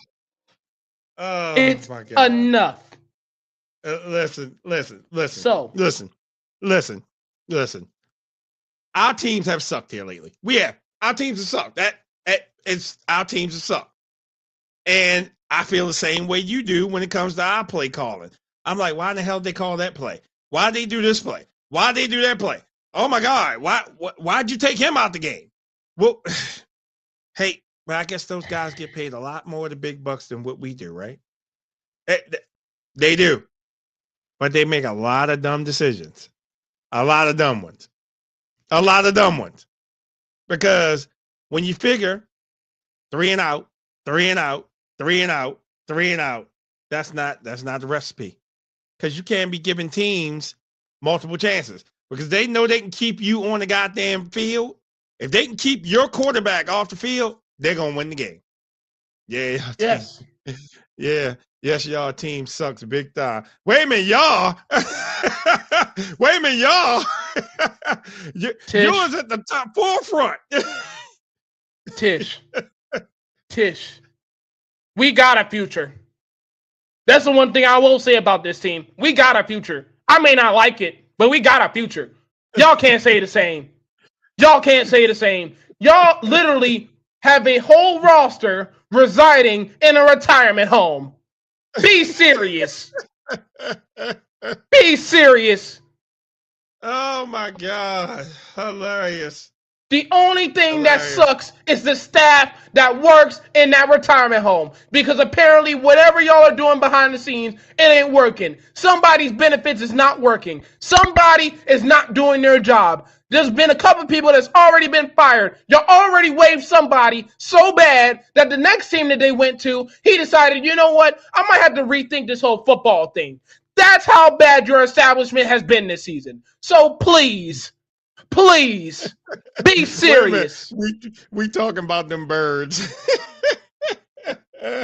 Be serious. Don't The birds are gaslight gonna me. be fine. The birds are going to be fine. Don't But you know mistake something? me for a fool. You know No something? way. You know something? I gotta bring my man's blood pressure down. Oh, I'm fine. Because here's the thing. This season has not went the way anyone has thought. If it's anyone fair. that needs to be really mad, it's goddamn Vegas. Because Vegas Oh, Vegas didn't bruh. predict this one. No, not at Vegas all. didn't predict this one. That you would think that the Chicago Bears would be number one in the whole conference. Wait, that the Indianapolis Colts would have had the start they had with Daniel Jones. Oh, Right? oh Right? my Okay. God. Okay. I almost forgot about them. Can we talk about this whole little issue they Oh, got going on in Indy? absolutely. Absolutely. Their downfall started up in Pittsburgh. Okay. You can have that. I want to discuss the elephant in the room with the Indianapolis Colts today. Oh, yes. I need y'all to understand, for those of you who are watching this, the Indianapolis Colts are starting Daniel Jones. We all understand that. That's been the case all year. Okay, fine. Here's what y'all don't know. Or if y'all do know, great. If y'all don't, let me let y'all in on a little something. 2 to 3 weeks ago, a report came out, and yes, it has been confirmed already, that this man, Daniel Jones, has a broken leg. I'm going to say it again. Daniel Jones is starting as a quarterback in the NFL with a broken leg. And they decide to keep starting him. And I don't even want to hear what he had to say this week. Apparently, he got some friends from Duke that have this 3D printing brace or sleeve to put on his leg so that his leg stays intact. Bullshit. You, as an organization, are putting a guy who has a broken leg out there week in and week out. That is a problem. What's a bigger problem is your backup quarterback and Anthony Richardson. Y'all must think the worst of him. Because basically, what y'all have said to the public, to me, to Damon, anyone who has ears to listen, that we have a better chance of winning a football game with a quarterback that has a broken leg than someone who has two.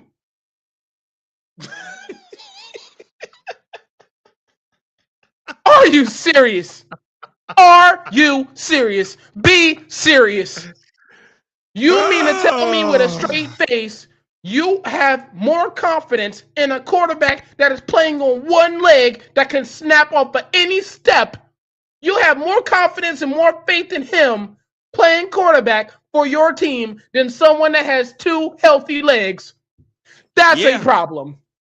Yeah, they did. That's a problem. They did. And they're still starting him, by the way. They're still starting him. Yes. With a broken leg. Yes. And look, I ain't trying to be funny. I wish that this isn't the case, but Anthony Richardson, my boy, let me tell you something, dog. Your career is done, buddy. Not in Indy. Not in Indy. You cannot be there. No, sir. No way. I don't know who takes you. I don't know who picks you up, but no, sir. No way. Indy is not it. Because it basically said, you are so bad that we'd rather have somebody play out there with a broken leg than your inaccurate ass. That's basically what they said. And that is a shame. Terrible. That's terrible. That's a shame. That's terrible. That's terrible. The Colts. That's one of the teams that have a good record in the AFC. Yeah, exactly. That team. Yeah, exactly. And the Broncos, don't even get me started with Denver, because I can't stand Denver, but yet they're 10-2 today. And you were there. You were there. They almost lost that game. They almost lost that game. Almost lost that game. Almost lost that game. I had to be out there on Sunday Night Football. So I had to work that game. Sunday Night Football. I'm out here in this cold, right? For a game that went into overtime. Went into overtime. I was like, you got to be kidding me. Of all nights, decide y'all want to play. Y'all both want to give each other the business. Y'all go in the overtime. So now I got to stay here longer and deal with this. Because now no one's leaving, right? Generally, people might start skating out or whatever, but no one's leaving. Yeah. They're all staying there because this game done went into overtime. Now, I love the new overtime rules because of the simple fact that at least both of you get a chance to possess the ball. So, right? Denver goes down the damn field. Touchdown. Oh, I said this game probably going to be over. What Washington do? Come on back down the field. Oh, yeah, we got it, buddy. Ooh, touchdown. We going for 2. I said, oh, man, here we go. Here we go. I was like, this place going to go crazy if Washington pulls this game off, right? What happens? Gets pressured. The guy was wide open. He would have walked in there. No one was near him. But the ball got batted down. And I was like, oh, my goodness. So for the price of admission, that was a damn good game by Washington. I give them all the props in the world. With Mariota. Let's say this again. They was led by Marcus Mariota. Not Jalen, but Marcus. Who are they talking about? They're bringing Jalen back next week. Jaden. Yeah. Like he didn't have one of the worst. See, this is what I don't get it. I don't get it. Your season is over. Had a dislocated elbow. Your season is over. You're not going to make the playoffs. Your last 2 games, your last 2 home games is against Philly and Dallas. You're not going to win even one of those games. I'm just calling a spade right now. Your season is over. There's no reason to put your franchise out there on that field. No reason. Mariota, you finishing out the season. Yeah, seriously. And then they was already announced that they have an overseas game next year. Is it really? Yes. I can't win for losing. Whoa, boy. Can't win for losing. Yeah. I can't win for losing. I can't win for losing. Okay. But so a hell of a performance by Washington. I give it to them. Because I didn't think that game was going to be close at all. But it was. It was. So hell of a performance by Washington. I give you much props on that. But if they would have won that game, it would have been crazy around here. Crazy. That y'all had me go into overtime to work to get me home later. Yeah. I wasn't happy about that. I wasn't happy about that. But no, go ahead. What you going to say? No. So Denver, okay, almost lost to that team. Let me know if you heard that one before. Okay?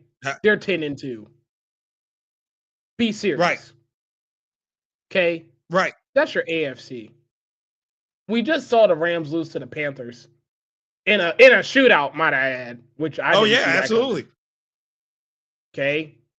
Chicago is winning by the skin of their teeth with an inaccurate quarterback, which I didn't think was possible. Philly is gross. The Panthers, I guess, are leading the division right now, if I'm not mistaken. Okay. Yep. Yeah. When's the last time that they have been on top of the NFC South? Oh, I'm gonna let you in a little secret. How about 2015 when Cam won MVP and they went to the Super Bowl? That's the last time. The last. That is the last time they have been on top of the division. the Panthers? The Panthers. And who did and right honestly, who they lose to? The Broncos. The Broncos. The Broncos. See what I mean? So please understand my frustrations are valid by default anyway, but with the context that I'm providing to y'all understand that this is obnoxious. Okay? Now, certain things are unforeseen. I didn't see the Ravens starting the year 1-5. Okay? I didn't see that. I didn't see the Chiefs be 6-6 going into Thanksgiving or whatever their record was. I didn't see that. Okay? But come on. Are we serious? So even the good teams we had to have questions about because Drake May and the Patriots, who, by the way, I think this is so fucking stupid. Out of all the nicknames you could possibly give a quarterback, the nickname that you have for him is his own name. Really? How unique. How unique. Drake May. Are we serious? That's his nickname. Yep. That's his nickname. Okay. The Patriots. I'm going to say the top teams, okay? The Patriots, the Bears. What? Okay. Rams, Colts. No, I'm sorry. Rams, Broncos. Okay. Right. Philly, Colts. Panthers and what are we doing? What is this? What kind of football are we watching right now? What are no we one doing? knows. And then just to think, when these games happen on Sunday, stuff going to shift around again. Yeah, Stuff bro. going to shift around again because we got 2 hard games with the Patriots and who else we got to play? Who's up a hard team? Patriots and someone else. Those games ain't gonna be easy, right? Did y'all play Tampa already? I don't think we played them this year. Okay, so not Tampa. But it's somebody else. Yeah. Wait a minute. I'm about to tell you. Because our schedule does not get easier. Right. So after the Steelers, we have to play the Bengals again, right? Then after that, we play the Patriots. That's not easy. Right? Ooh. Then we got the Packers in Green Bay, right?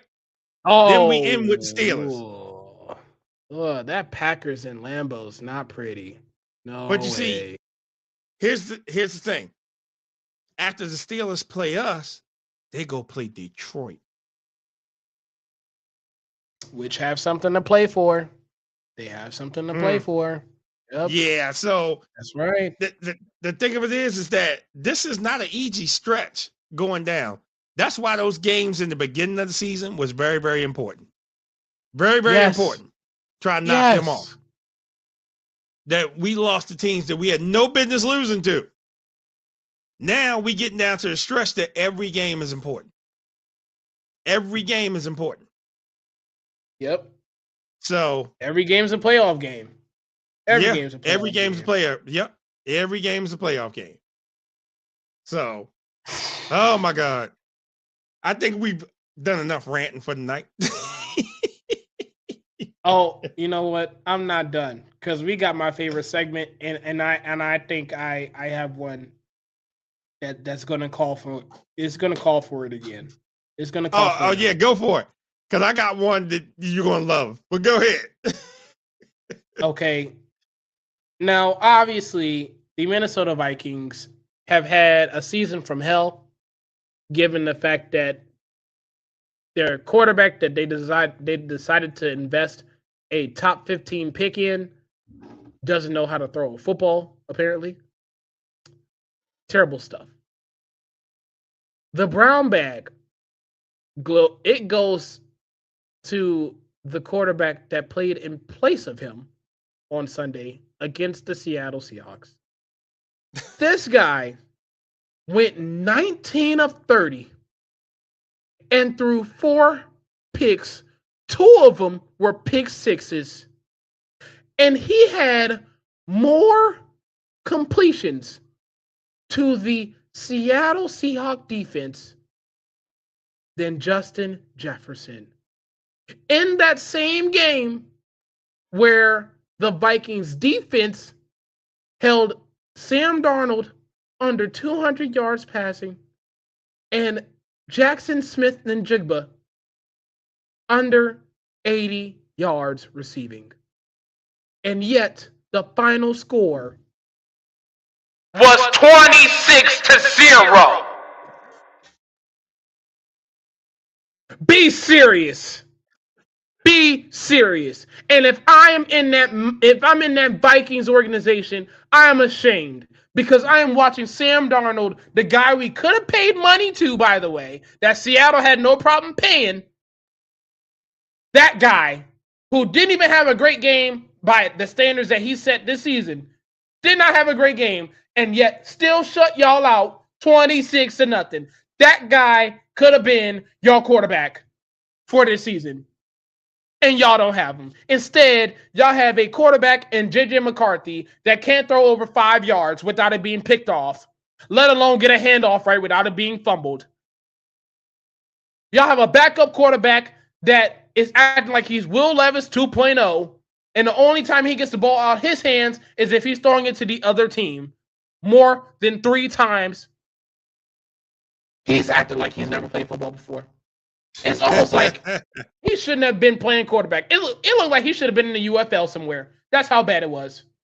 Okay, I was shocked he was able to get 19 to 30. It was that bad. So the brown bag alone is going to go. I don't even know the name of this guy. I really don't. It was that bad. I don't even know his name. I'm gonna just call him No Name for the sake of this segment. The No Name quarterback for the Minnesota Vikings on this past Sunday.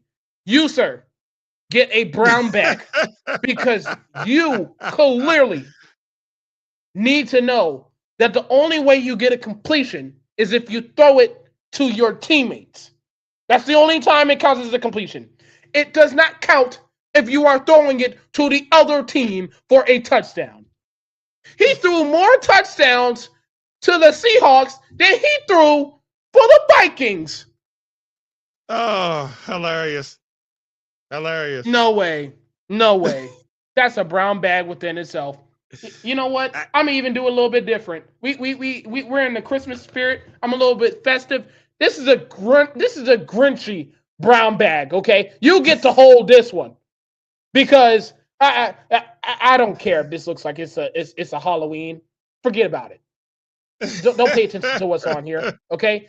It's a Grinchy brown bag, and he deserves it. Because ain't no way you can be that inaccurate, but yet so accurate to the other team.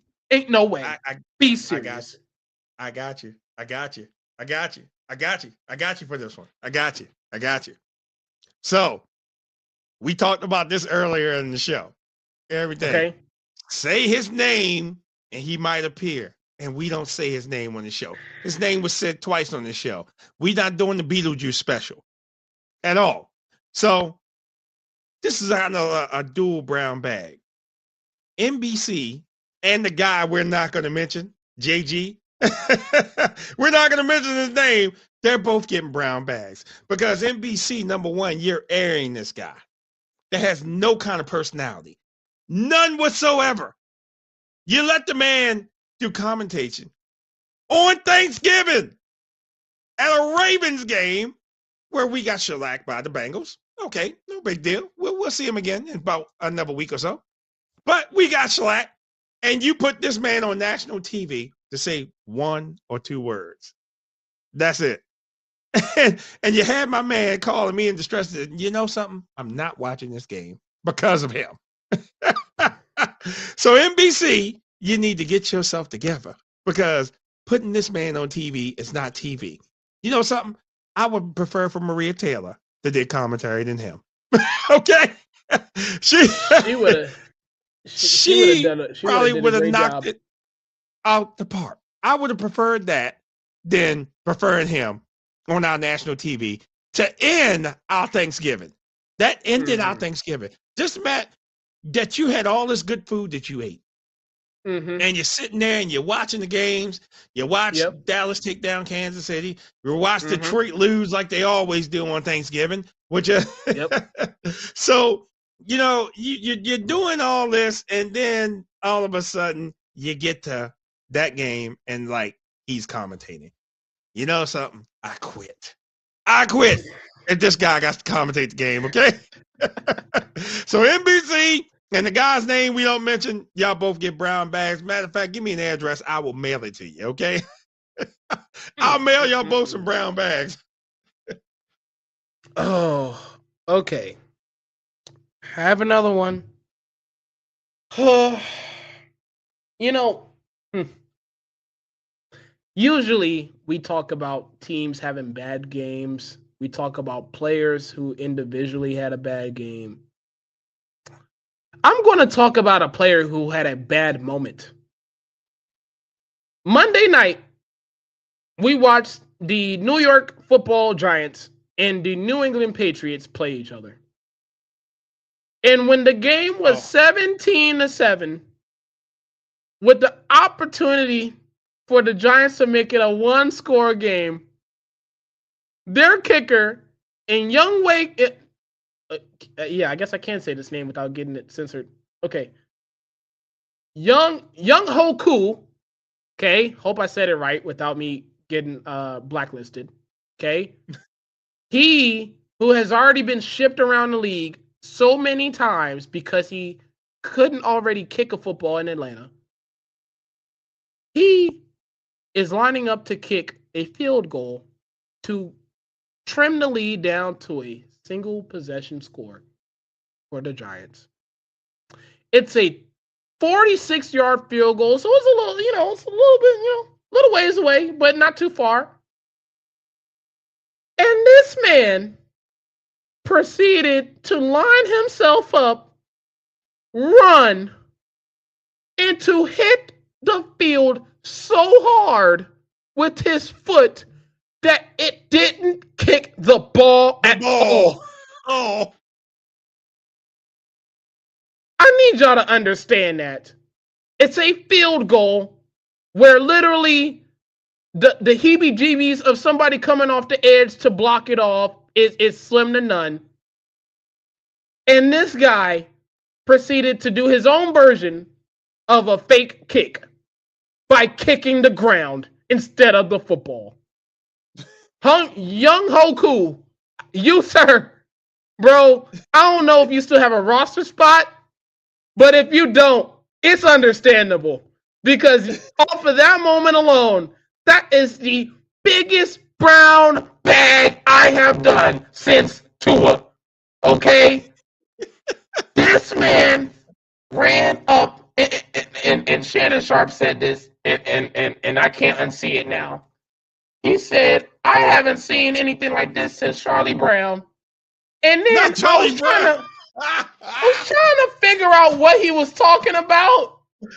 And then I said, oh, are you talking about the part where for those of you who acting like I don't know what I'm talking about, there is a episode where they're playing football and they rolling the football to Charlie Brown. Charlie Brown is running. He getting ready to kick the ball. And literally he missed the ball so bad, he did a front flip. It's a cartoon, but he did a front flip. And then to see that on full display all these years later with a real human being to not kick a football as a kicker. As a kicker, bro, it's your only job. Your only job. Your only job. bro. You don't Your get signed for only nothing job. else. You don't get signed for nothing else. And that is what you had on display for the whole world to see. You, sir, Young Hoku, you. His saying his name is so funny. Young Hoku, you, sir, get a brown bag. Not for your foot acting like a hoe, but literally everything else preceding that, your whole career, for the most part, has been a little hoe-ish.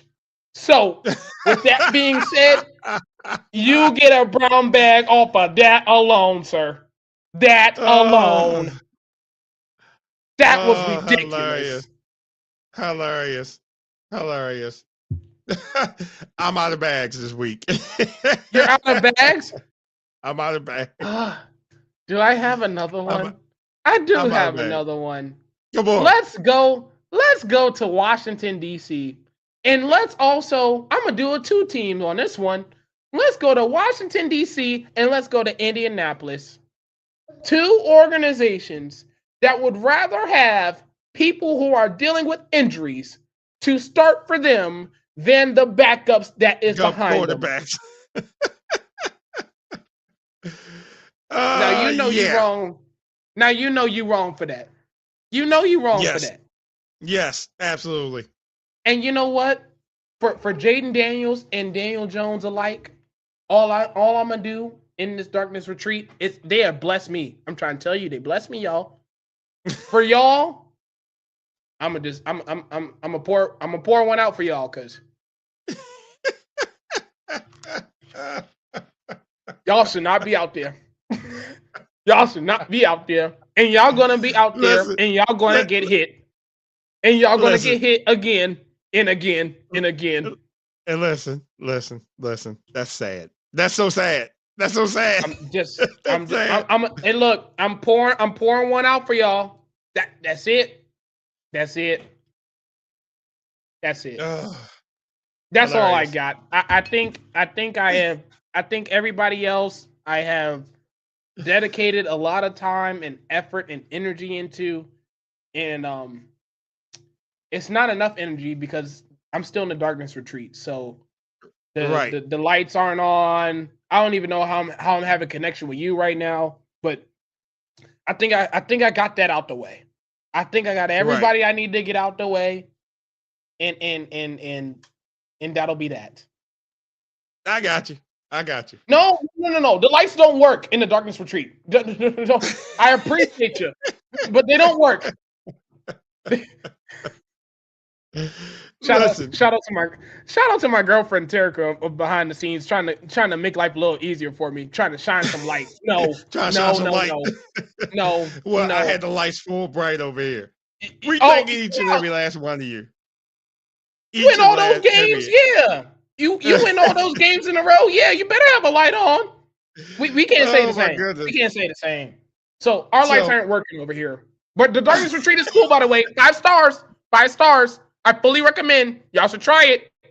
Just putting that out there. Y'all should try it. They take good care of you now. Right. But yeah. We thank each and every last one of you. For stopping in. Your comments. TikTok, I just integrated you in also. I thank each and every last one of you. Again, live podcast on Sunday for the Ravens-Steelers game. We're going live at noon, and we're going all the way through the game. So we're going to have all the emotions. Anybody want to come talk about it? It's going to be live stream. We are going to have so much fun. If you're in Baltimore, 647 West Pratt Street, that's where the location is. Hey, Steelers, Ravens fans, come pour in there. We want all the energy, and I want all the smoke. Because once the dust clears, Pittsburgh leaving up out of here with a loss. No ifs, no ands, no buts. I'm a big man. I'm going to be live. So if we do lose, I'm willing to eat that crow sandwich. But it ain't going to happen. I'm just letting you know right now. They're leaving, and then y'all got to go play Detroit. Not looking good for y'all. They gotta fix up that retirement home first now. Come on. They look, they gotta go deal with that retirement home first. Let them figure that out. Yeah, ain't no buts. Ain't no buts involved. Ain't no buts. Again, we gonna catch you either Tuesday or Friday. One of them 2 days we're gonna catch you, and we're gonna do this whole recap of the week. One of the days, Tuesday or Friday, somebody gonna be crying on Tuesday or Friday. It won't be me. I'm just saying, it won't be me at all. Won't be us. No. Oh my goodness. We thank you. We'll see you next week.